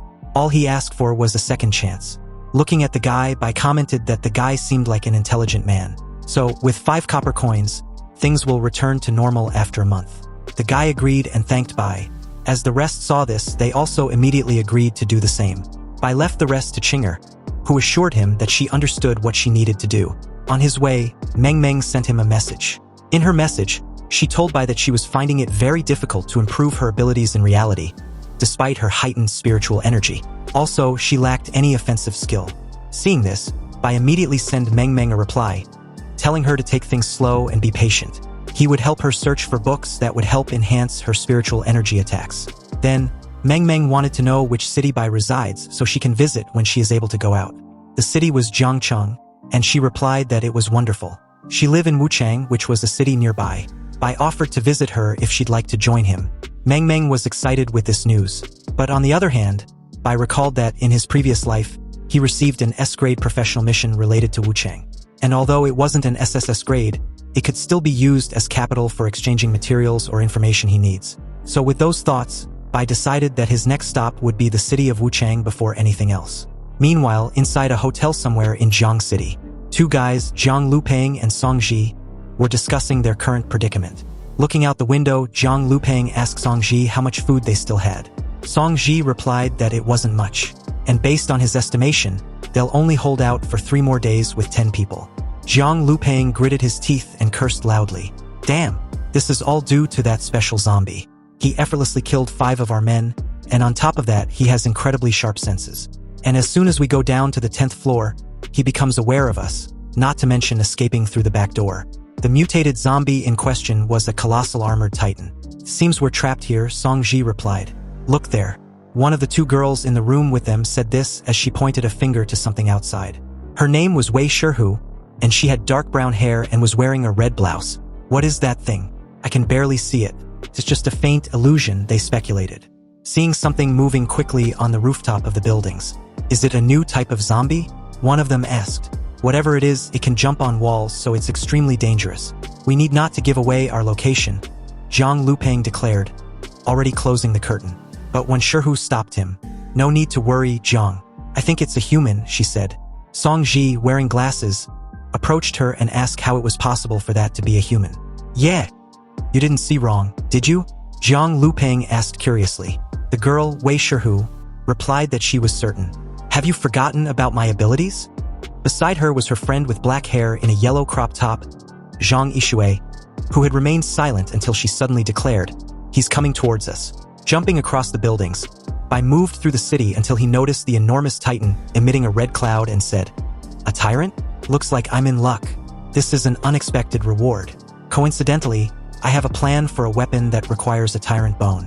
Bai decided to not use his heavy hammer skill because it might damage the tyrant zombie bone, therefore effectively dropping the rate and its safety as well. It is better to decapitate it. Then in an instant, Bai activated his bone claw and leaped, using his momentum to freefall towards the titan. The group of young evolvers hidden had closed the curtains to avoid being noticed. "I can't see clearly, Wei. What's the situation now?" Song Ji asked. "It is better not to look. It's extremely dangerous," Zhang Yixue replied, stepping away from the window, while the rest gathered around the curtain gap. "The battle has begun." That man's hand turned into claws. Wei Shirhu informed them of what was happening. "I told you he's a monster. Who's ever seen a human with regular claws?" Zhang Lupeng questioned. But immediately after, Wei Shirhu exclaimed in surprise that the monster was dead. "And it looks like Bai was absorbing it." "Wait, I saw his face," she continued. Back outside, Bai stood beside the titan's body while the system informed him of his rewards. A mutant zombie of the plague virus, elite model, enhanced defensive and defensive type was killed, gaining 2,000 experience points. The elite mutant body was absorbed. A comprehensive plague zombie of the 3rd stage, with all dark virus abilities enhanced. Bai gained 800 virus points and 500 special evolution points for the dark virus. The dark virus acquired a new form, muscle augmentation and shield. From Bai's left arm, purple energy extended, enveloping him in purple flames and covering him completely, while gradually forming a large shield on his arm. Checking through his new skills, he is notified that the muscle augmentation can strengthen any part of the body, unlike other forms that affect body shape and cause discomfort. And the defensive strength of the shield is nearly double his base strength. "It's a really good reward," he murmured. But in that moment, Wei Shirhu then opened the curtains. And in excitement, she loudly called out to Bai when she finally recognized who he was. Bai immediately looked up and saw Wei Shirhu, wondering who she was. Wei Shirhu continued to shout excitedly from the window, but Bai still couldn't make out who she was exactly, given where she was. Curious to know who it was, Bai decided to get closer. So, using his bone claw, he climbed on the walls of the building towards the open window. When he reached that particular window, he realized that the person in question was a close friend of Songgu. "I was wondering who it was." Wei Shirhu looked at him happily and asked, "Chen Bai, do you know how Songgu is? Is she okay?" Later, somewhere within that hotel, Bai was sitting at the table with these 4 people. "I've established a settlement in the Dongshan village area, and now about a few hundred people are living there. Song Ziqiong is helping me manage the settlement, so Songgu is very safe," he explained to the people at the table. "Really?" Wei Shirhu exclaimed, impressed. Zhang Yixue also looked at him in amazement, while the 2 guys doubted, questioning if Bai really established a settlement with hundreds of people. Zhang Lupeng asked sarcastically while Song Ji reinforced, "The Queen of Jiangcheng is helping you, Chen Bai. Manage it? You must be joking, right?" Bai simply crossed his legs casually and replied, "You'll understand as soon as you get there. I wouldn't lie about something so easy to uncover." Suddenly, someone opened the door, and a guy in a blue shirt walked in with an excited demeanor, calling Bai's name. Bai turned to the door, a bit taken aback. "Qi Zheng," he said. Then 2 other guys, Li Feng and Zhao Mu, his classmates and roommates before the end of the world, also walked in. "I knew I heard someone calling your name just now," Qi Zheng declared with a smile. "Chen Bai, you're really here," Zhao Mu also declared with the same demeanor. Bai got up with a smile and asked what they were all doing here. When his classmates entered the room, Zhang placed his hand on Bai's shoulder. He narrated what they experienced since the end of the world. He even tried to find him, but it was for naught. This made Bai ask if there are many of their classmates from Jiang University. Also, if you're willing, you can go to the settlement in the Dongshan village area. However, there's a rule that requires you to hand over a copper coin each day. Do you think you can handle that? Of course. If that monster hadn't trapped us here, we might have even found gold coins. Zhang Lupeng replied with a nervous expression, and continued that the way to the settlement is dangerous. Can you come with us? Bai made a light gesture with his hand and replied that he had other things to take care of. But they shouldn't worry. On his way here, he only saw the tyrant zombie. Zhang Lupeng knew at that moment that the tyrant was not an ordinary monster. So we really were unlucky then. Not necessarily. Bai opened his inventory panel and placed some items on the table. Qizheng, Zhaomu, and Wei Shihu. These are low-level items that I don't need, so I'm giving them to you, he said. But I'm in a hurry, so I need to hit the road. Now that you all know the location of the settlement, I'll leave first. Bai patted Zhang Lupeng on the back as he thanked him. Bai then heads for the door, waving goodbye. He left the building and continued his seamless means of transportation, jumping between the rooftops when suddenly a notification popped up. Meng Meng had started a private chat with him. Master, an evolver named King Han Wang is complaining in the group. I think my new skill can help him. Bai replied that there were too many people in the group, so she should just tell him directly what the situation is. While holding his chin, he took a moment to think things over. Meanwhile, back inside the hotel, everyone had gathered to discuss what to do. Zhao Mu wanted them to do as Bai said and go to the settlement.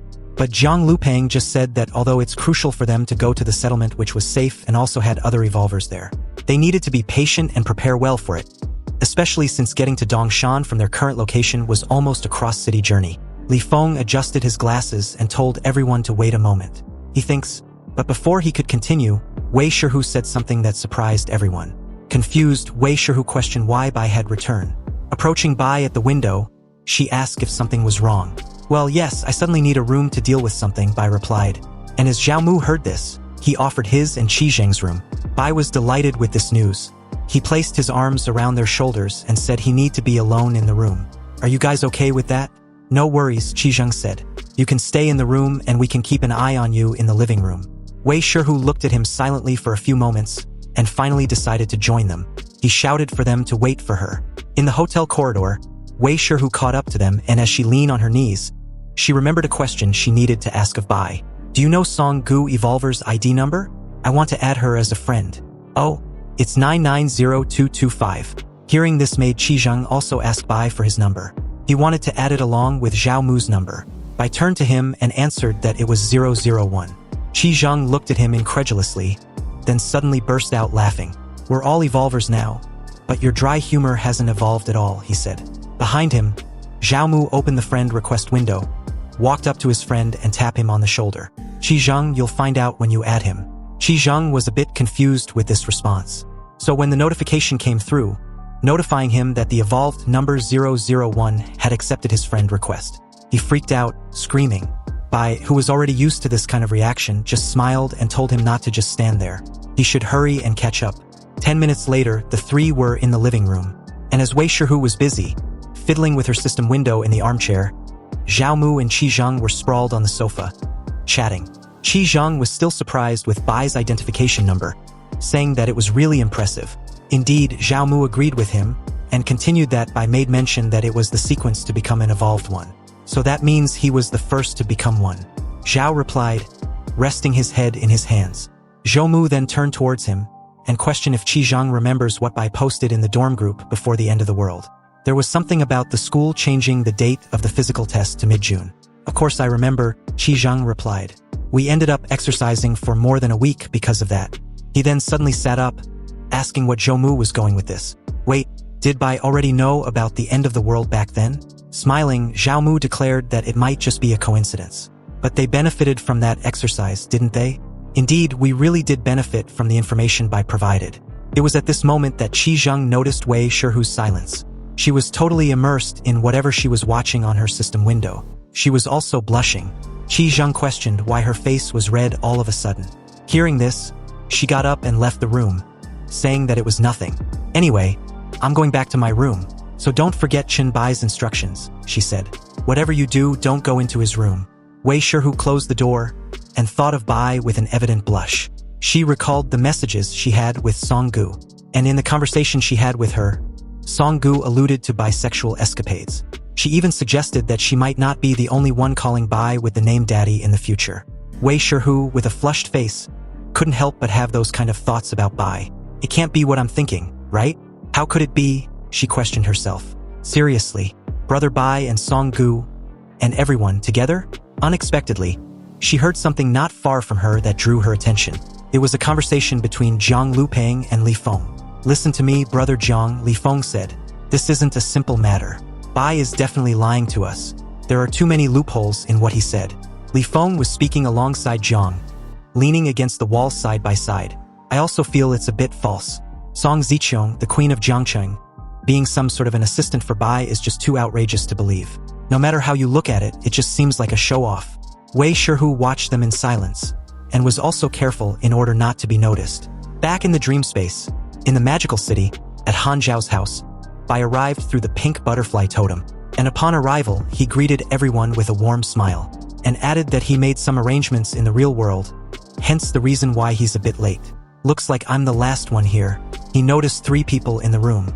Meng Meng sitting on the sofa with a boy in a hooded sweatshirt next to her, and another young guy with some sort of a gas mask on his face, standing behind them. The boy on the sofa got up and took off his hood with a smile. He introduced himself as Han Xiao with the username of King Han Wang. He then started to flatter Bai a little bit, complimenting him on his facial features. Meng Meng looked at him and teased the guy about his apparent flattering. The guy, with a nervous smile, replied that he was simply telling the truth. The other with the gas mask finally spoke up, introducing himself as Crow. Crow continued that his friend, Meng Meng, invited him to complete the total number. Anyway, my talent is fear embodiment of SS grade. Han Xiao lowered his head in despair. His S-grade talent was the weakest of the 3. Crow and Meng Meng had SS and SSS talent respectively. So Han Zhao's S-grade talent, mental control, was obviously the weakest. Bai then approached them and said that although Han Zhao's talent was lacking, his luck wasn't bad. If you had encountered this situation the day before yesterday, Meng Meng wouldn't have been able to help you, because back then, she could only bring us into the dream world using her own position. After all, the ability to bring everyone to her dream space using her dream totem as the core was something she just learned yesterday. Hearing this, Han Xiao smiled and scratched his neck, commenting that he'd always been pretty lucky. Bai looked at him and said to everyone present, "Alright, Meng Meng doesn't have much time to keep the 4 of us in the dream world. Explain why you were complaining in the group." Han Xiao then began to speak. It's about a dungeon. A dungeon with a specific mission for me. I'll send you a screenshot of the mission, but it's not nearby, so we'll talk as we go. The dungeon was a family mystery, an S-grade exclusive mission. Then the system notification displayed the mission. In your father's belongings, you found a medical record from the Red Star Psychiatric Hospital with the name of an aunt you've never heard of. Her record mentions a familial genetic disorder that piqued your curiosity. What is this genetic disorder? Why has your aunt never been mentioned? Is your powerful mental talent related to this genetic disorder? The Red Star Psychiatric Hospital seems to hold the key to this mystery. A while later, the group then walked through the dream space until they reached the specified location, where the mission entrance was. A red portal stood before them. Han Xiao approached it and said that this is the Red Star Psychiatric Hospital. By the time he found it, it had already become a dungeon. He went in once but quickly gave up. The difficulty level of the monsters were from 5 to 12, and the dungeon was also of a nightmare level. This proved to be too much for Han Xiao to handle, so he couldn't wait to evolve and come back. After I abandoned the dungeon for the first time, the Universal will informed me that someone had noticed my presence and could loot everything and leave, he said. Bai then simply raised his hand and said he understands, surprising everyone. The system notified him on his decision to lead the team in the dungeon of the Red Star Psychiatric Hospital. So, as a strong light emanated around his feet, he confidently chose yes. The group entered the dream space of Magical City, inside the dungeon of the Red Star Psychiatric Hospital. Crow spotted a monster and notified the rest. Meng Meng also commented that she had a bad feeling about the dungeon. The monsters right at the beginning of the dungeon aren't weak. Be careful, Han Xiao warned. A creature approached, a zombie woman dressed as a nurse, trembling and holding a syringe, moaning as she walked awkwardly. Her name was Monster Nurse. Crow then took a few steps forward and suggested for them to test their strength first.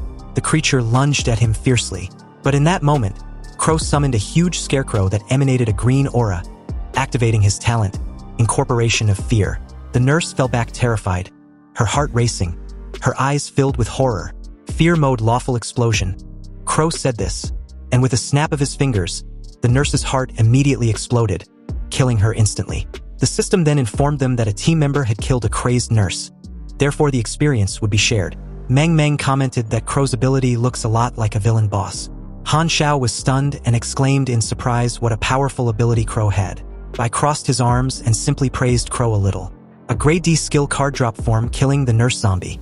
It launches a mental attack with a sharp scream causing mental damage within a certain range.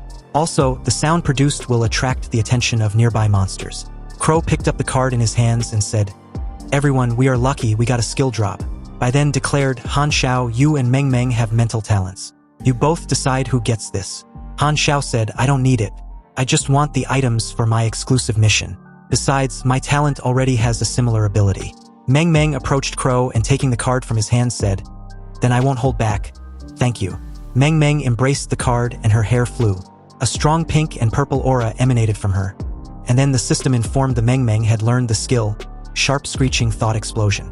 Bai approached Meng and told her to use the skill. Meng flinched and replied that the damage range of the skill isn't great, but the sound is wide. Can even attract monsters in the rooms. He then responded, "That's exactly what we need. Searching room by room is too much trouble. But don't worry, it will be fine." Hearing this, Meng agreed with an evident blush. Meng levitated and let out a sharp scream, followed by a strong explosion of pink aura that expanded throughout the place, attracting monsters from all the rooms. "This monster attracting effect is really good," Bai declared, watching the monsters approach. "There are many monsters in this place," Han Xiao declared apprehensively, seeing the zombies crowding around the group. "Everyone, be careful, don't get distracted," Crow said. "Master, are you sure we can handle so many?" Meng asked fearfully, turning to Bai, who replied with his hands in his pockets, relaxed. "Of course, no problem. This is a great opportunity to test my newly updated abilities." He then scratched his neck, stretching. Han Xiao raised his hands, making daggers levitate around him, enveloped in purple energy. "If the group leader says so, then I feel at ease. Let's start the massacre." He threw the daggers at the zombies, hitting them in the forehead, perfect headshots. Crow expanded a black aura from his feet, saying, "Source of fear, strangulation," and several black tentacles stretched toward the creatures, grabbing various parts of their bodies. A huge explosion occurred on the other side, launching everything into the air in dust and fire. It was Meng who had created a bazooka to blow up the zombies. Crow and Han Xiao exclaimed in shock, and Meng licked her lips, smiling and said, "It's so good, let's do it again." Han Xiao turned and said, "A bazooka? The ability to create things in dreams is very powerful. Will Miss Meng be able to build a rocket launcher in the future?" And Crow replied, "Definitely." Then he turned and looked at Bai, thinking, "But why hasn't the group leader made a move yet?" Bai had already activated his claws and was waiting, thinking. Finally, the energy is at its limit. This skill's cooldown is a bit slow. It seems hard to fully charge it during battle. And then, he finally declared with a smile, "All right." Bai buried his fists in the ground, declaring, "Earth spikes." The ground shattered into various pieces of stone as black energy spikes emerged, impaling the zombies from below. A huge cloud of dust rose, and a forest of spikes formed. Everyone looked at him in astonishment. Behind Bai, two nurse zombies walked closer without him noticing. Han Xiao noticed something and rushed forward, declaring that two monsters were still alive, so he'll take care of them. Bai signaled with a hand and said, "Wait, those two mini-boss nurses were intentionally left by me." Bai activated his absorption with his left hand, raising some tentacles and immobilizing the nurses in the air. Han Xiao stopped in shock midway and stuttered. He caught them. He caught them with one hand, while Crow silently touched his shoulder, trying to console him. The system then showed a notification. This black light ability has evolved, and Bai can now view part of the memories of his devoured targets. But there was a low chance of acquiring any of their skill. It was at this moment that Bai remembered he hadn't used the memory reading and absorption ability since he received it before the apocalypse. Then he touched the two nurses on top of their heads, while their hands were shackled by black ties. Their bodies were no longer dressed in nurse uniforms. They were now wearing normal clothes. Bai then saw a woman in her undergarment crawling with inscriptions carved into her body, wondering, "What is this?" Other women were trapped on crosses with inscriptions on their bellies and barbed wire restraining their bodies. As one woman trembled on the floor, dragging herself, and a man in a blood-stained lab coat in the middle of the room said, smiling, "Nurse Kong, calm down." And then another scream in horror, another memory. The same man with glasses was fixing a nurse's hair, saying, "Have you lost your mind? How can your mental strength be so weak? I was planning to offer you to the master. What a pity. This crazy woman can only be the sacrifice for next month." A red-haired nurse turned near a counter and said, "Nurse Wong, don't be so sad. Everyone is avoiding you because of Nurse Kang's situation." A black-haired nurse then replied, "I know, I also like Nurse Kong." Tied to the hospital bed, Nurse Kong was struggling, repeating the word 16 over and over again. Meanwhile, Nurse Wong lamented, "Such a good and beautiful person. How did she go crazy all of a sudden?" I held the two nurse zombies by the head, thinking, 16? Demon formation? I remember now. In my previous life as a demon hunter, I heard about a psychiatric hospital in the magical capital related to demons, where you could even summon demons. Unfortunately, my level at the time far exceeded the limits of the place, so I only glanced at some posts on the Evolvers forum and didn't pay much attention afterward. Bai released the nurses and addressed the group. He told them that it was time to go find clues for Han Zhao's exclusive mission. Everyone be careful and don't spread out. There may be very powerful creatures here. Half an hour later, the group continued searching the hospital. All the monsters in this building should have been eliminated by now. We haven't seen any for a while. We've searched 3 floors and found no clues. Han Xiao commented as the group climbed a staircase. "We're not completely without clues," Meng replied. "The number 16 appears frequently here," Crow added while climbing ahead, and then as they reached the next floor behind Bai, he said, "Who cares if it's 16 or 18? I just want to know why the instance boss hasn't made a move yet. Is he afraid of Emperor Bai and doesn't dare to show himself?" It was then that a strong aura emerged with murderous intent, and a frightening voice said, "Young man, you are very arrogant." Everyone activated their powers instantly. Crow summoned his scarecrow. Han Xiao levitated the daggers, and Meng created double swords. Bai began to release a bit of his aura and question who was there. Immediately after, a huge creature with bloodied paws slowly emerged from the darkness. A demon with long horns, glasses, and an elongated chin. The creature then spoke, "I am the director of the Red Star Mental Hospital and also an envoy of the 16th demon of the 72 Pillars of Solomon Jia." Meng remained silent with an angry expression. Han Xiao looked surprised and exclaimed, "He is a demon?" Crow repeated, "Envoy of the demon god." The demon declared, "Pretending to be calm is useless. Being a sacrifice for my master is your only fate. This girl, if she is willing to serve my master loyally and bear his children, I can spare her life." Meng immediately reacted, shouting that the demon can suck it and go bear children for his master himself. Bai then spoke up in a mocking tone. "A low-level demon transformed from a human, you are very arrogant. If you have the courage, show us your power. Stop spouting nonsense to make us laugh." Immediately upon hearing this, the demon unleashed his claws, emanating an intense aura. "Ignorant people who do not know the vastness of the sky and the earth, let me show you the power my master has granted me," the demon declared, roaring with its arms raised. A huge, terrifying aura spread across the room, and gradually Crow and Han Xiao began to bow. "What is this terrible feeling?" Han Xiao wondered, holding his head. Meng called out to Bai as she felt an intense pain on her psyche. Bai adjusted his posture and thought anxiously, "Damn, this is the psychic-type demon I hate the most. The one that can exert psychic pressure continuously. Although my psychic power is not weak, I have no psychic abilities, so prolonging this would be very disadvantageous. I need to end this quickly." Bai rushed toward the demon, exuding an oppressive aura. He then buried his claws in the demon's abdomen, which bent over and congratulates him. "Well done," it said. The creature then exhaled a red and dark flames which immediately engulfed the entire corridor. Bai quickly activated his shield to protect himself and was pushed back. "You really have some strength to endure this, but in the end you won't be able to break through my hellfire. And if this drags on, the result will be you collapsing under my psychic pressure," the demon declared, as Bai's vision became increasingly shaken by the pressure. The demon then shouted with hatred and fury, "There's no way to advance and there's no way to go back either. Fight and scream in despair, and entertain me with it." Suddenly, Han Xiao laughed and stood up, touching his temple. The psychic pressure suddenly disappeared, and everyone noticed this immediately as a blue energy emanated from Han Xiao. "If you had this ability, why didn't you use it before, Han Xiao?" Meng asked. Han Xiao scratched his head and smiled shyly, saying, "Although I'm not sure what's happening, it seems that if I release a bit of my psychic power, I can resist his pressure." On the other side of the corridor, the demon spoke, a bit taken aback. Han Shao, so you are a descendant of the Han family, a descendant of the master's blood. Don't think that just because you are resisting the psychic pressure with your blood, you are safe. The hellfire can still turn you to ashes. Han Shao stepped forward and with a mocking smile said, "Hey, aren't you the master's dog? Why are you trying to kill a descendant of the master's blood? Be careful, the master might kill you." The demon laughed and replied, "Just a family trying to betray the master. Killing you might even reward me. Now, I'm going to turn you into ashes with my hellfire."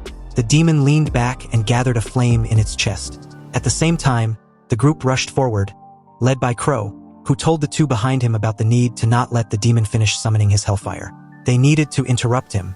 However, before they could reach him, the demon suddenly sneezed. "Old man, did you catch a cold?" Crow teased curiously, as he and the rest stopped mid-stride. Han Shao also asked if it was a new technique. Seeing this new development, Bai, in a mocking tone, commented that what's happening took a bit longer to take effect than he expected. "Seems like your constitution isn't so bad among the lower demons." The demon began to cough uncontrollably and asked what Bai did. Bai approached him and replied that it was just a skill that can make an enemy sneeze constantly. But he recently upgraded it. This skill is called flu and lung infection. The system description of the skill popped up. This evolutional skill was a flu infection, specifically the pulmonary infection. After releasing it on the target, depending on the difference in constitution, it takes 1 second to 10 minutes to enter the first phase. First phase, all attributes slowly decrease, applying randomly 3 to 5 types of disease-related debuffs. All attack spells will be affected by the sneeze effect, causing them to fail, slow down, or not work. When the constitution drops below half, it enters the second phase. The demon began to curse, coughing and commenting that this was impossible. "How could I get sick?" The system then notified the second phase of the infection.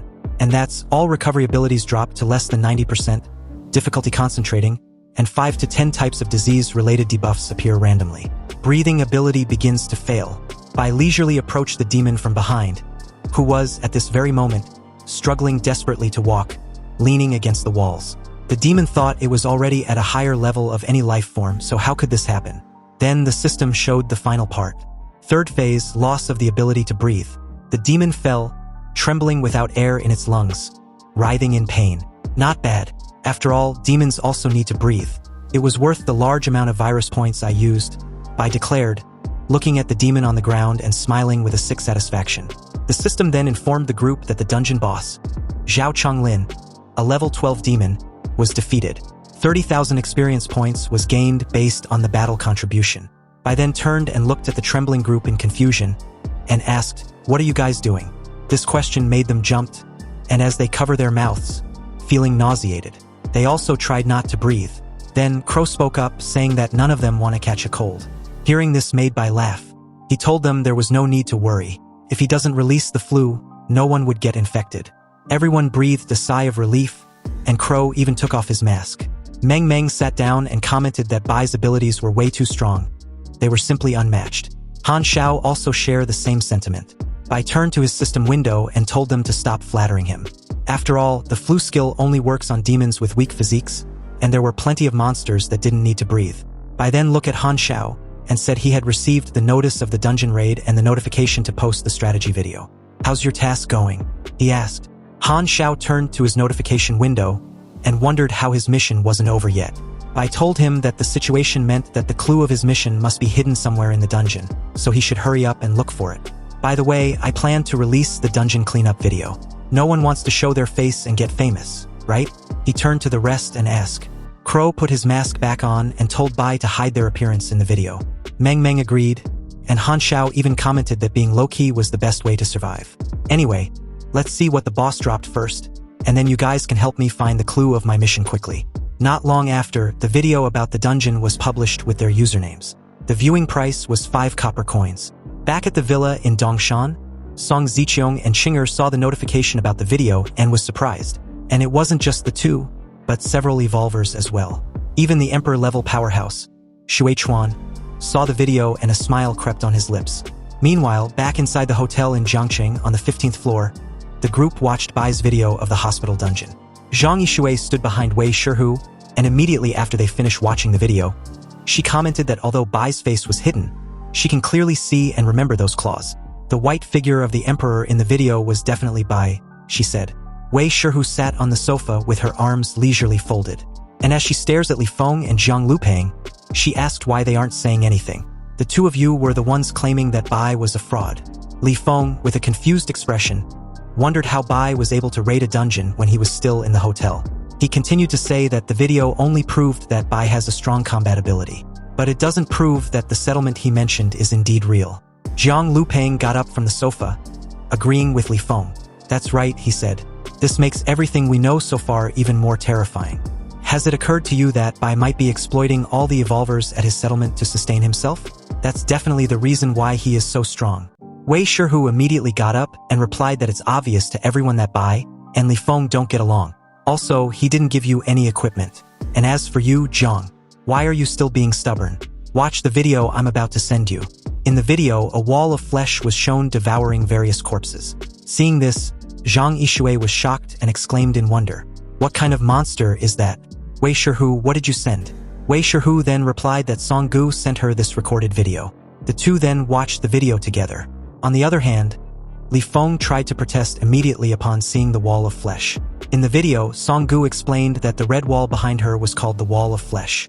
It was the settlement defense system on the outside, and it only devours corpses. Song Gu continued, asking if Wei Shihu was scared. Anyway, you wanted to see the settlement, right?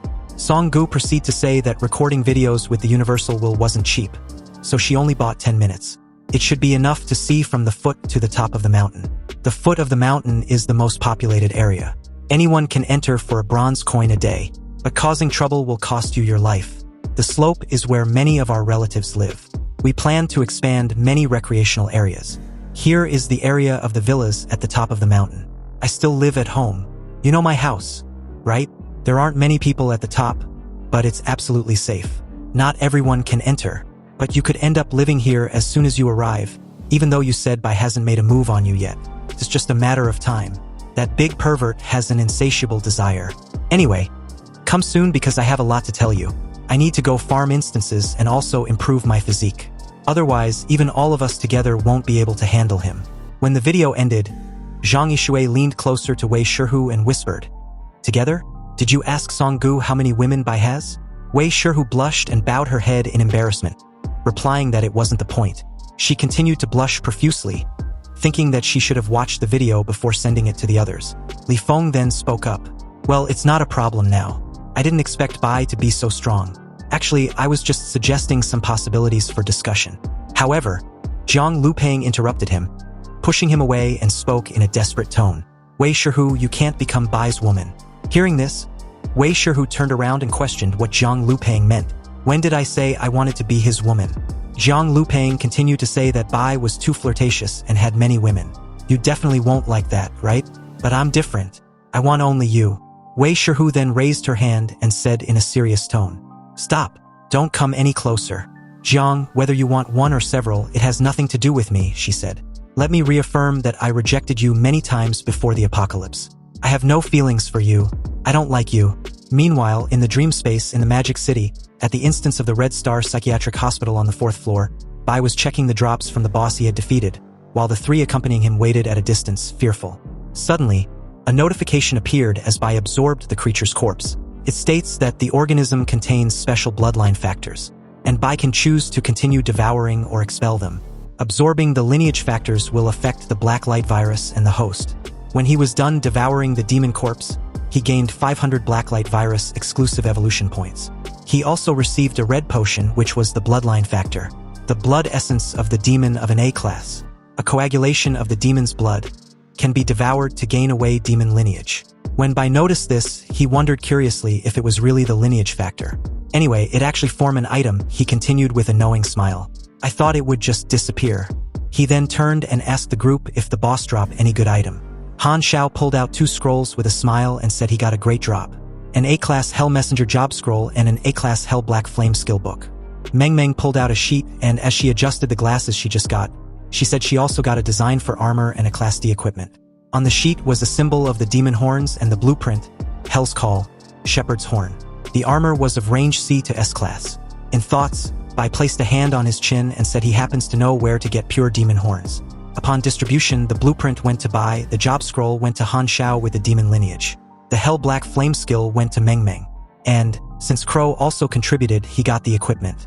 Han Xiao gave a thumbs up, smiling, and said, "A reasonable distribution, the group leader is impressive indeed." Crown saluted him by touching his forehead and said, "Thank you, group leader." Meng Meng just smiled. Beaming with excitement, Han Xiao praised Bai for his reasonable distribution of the items they received, while the two just simply thanked Bai. But at this moment, Han Xiao was in cloud 9.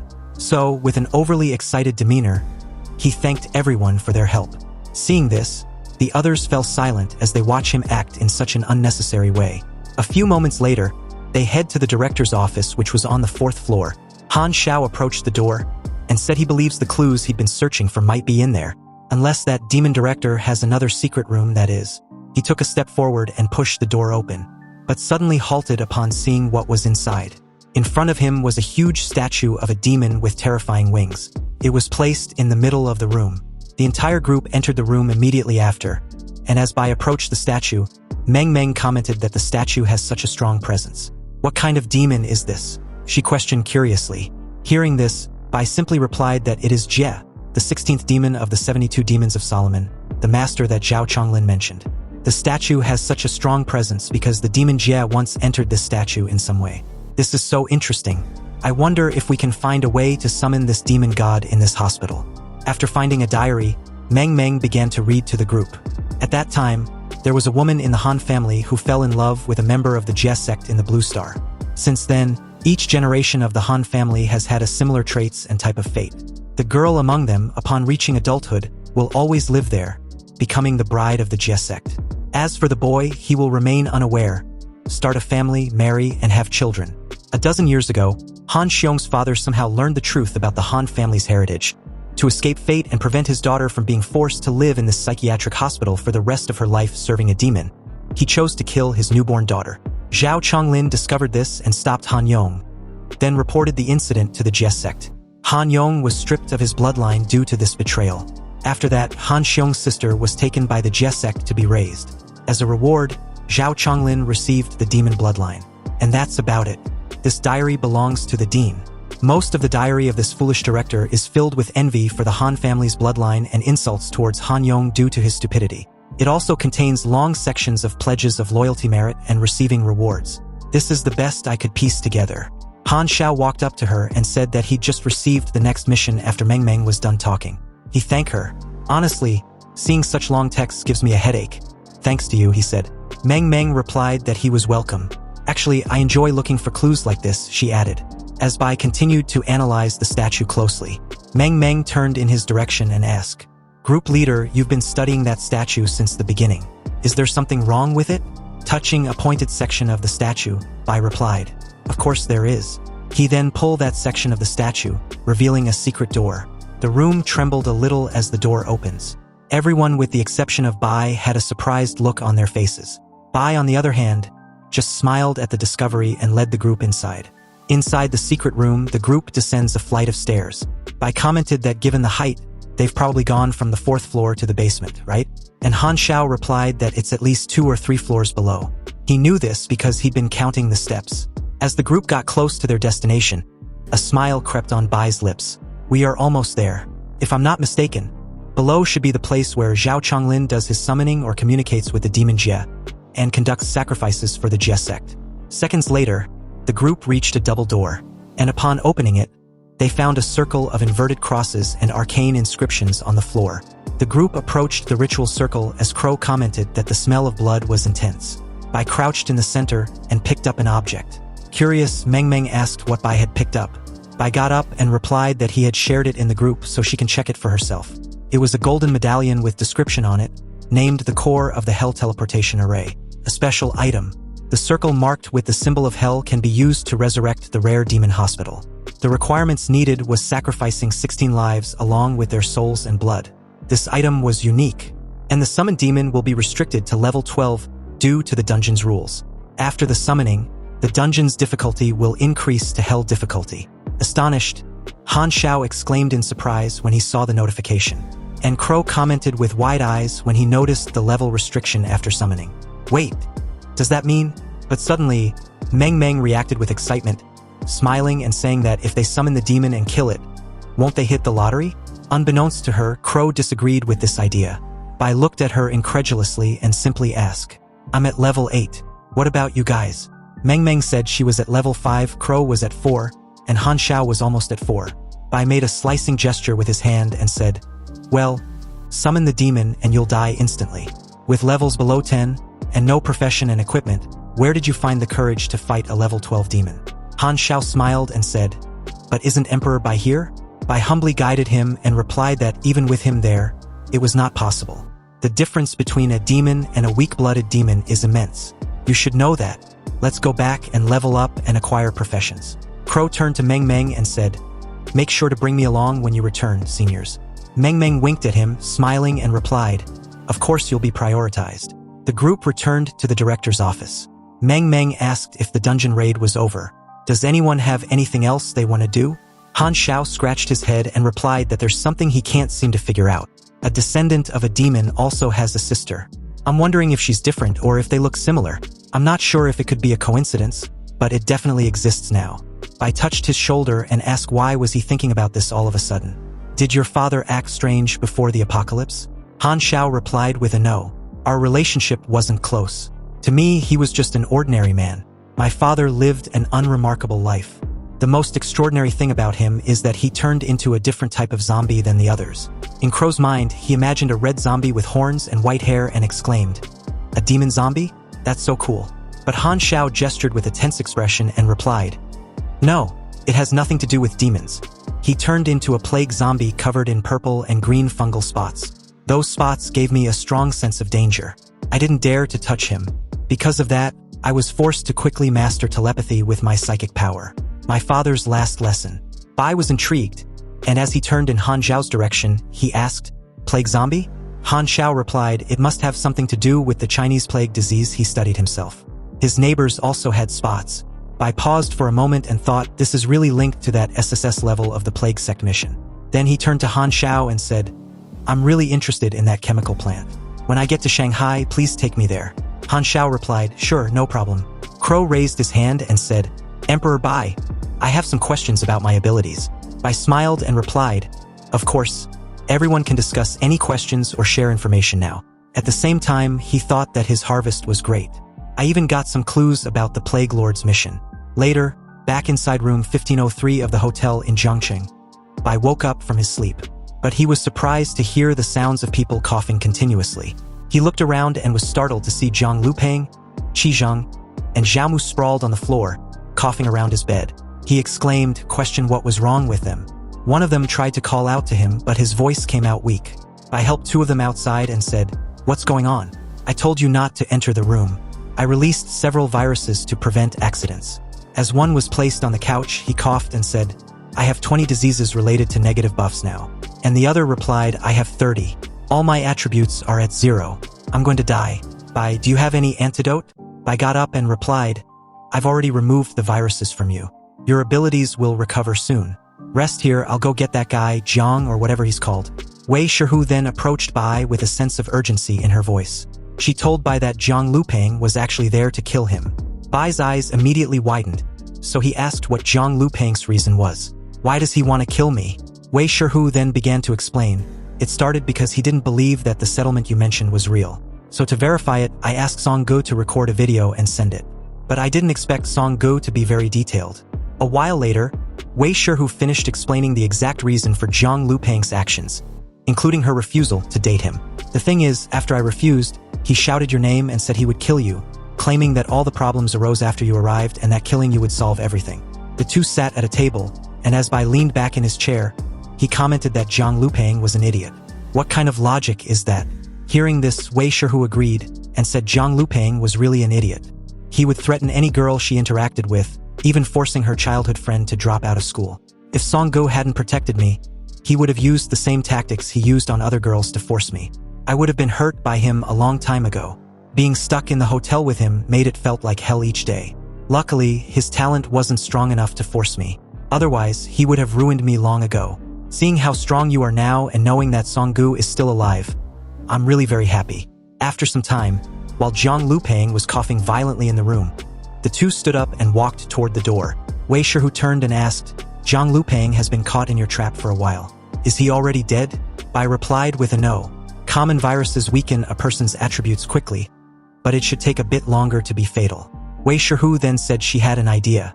This made Bai ask what she wanted to do. She leaned in towards Bai and said, I hate that guy so much. I want to make him die with regrets. The two opened the door and saw Zhang Lupang leaning against the bed, coughing. It was then that the last thing Zhang Lupang's red and irritated eyes saw was a kiss between Bai and Wei Shihu.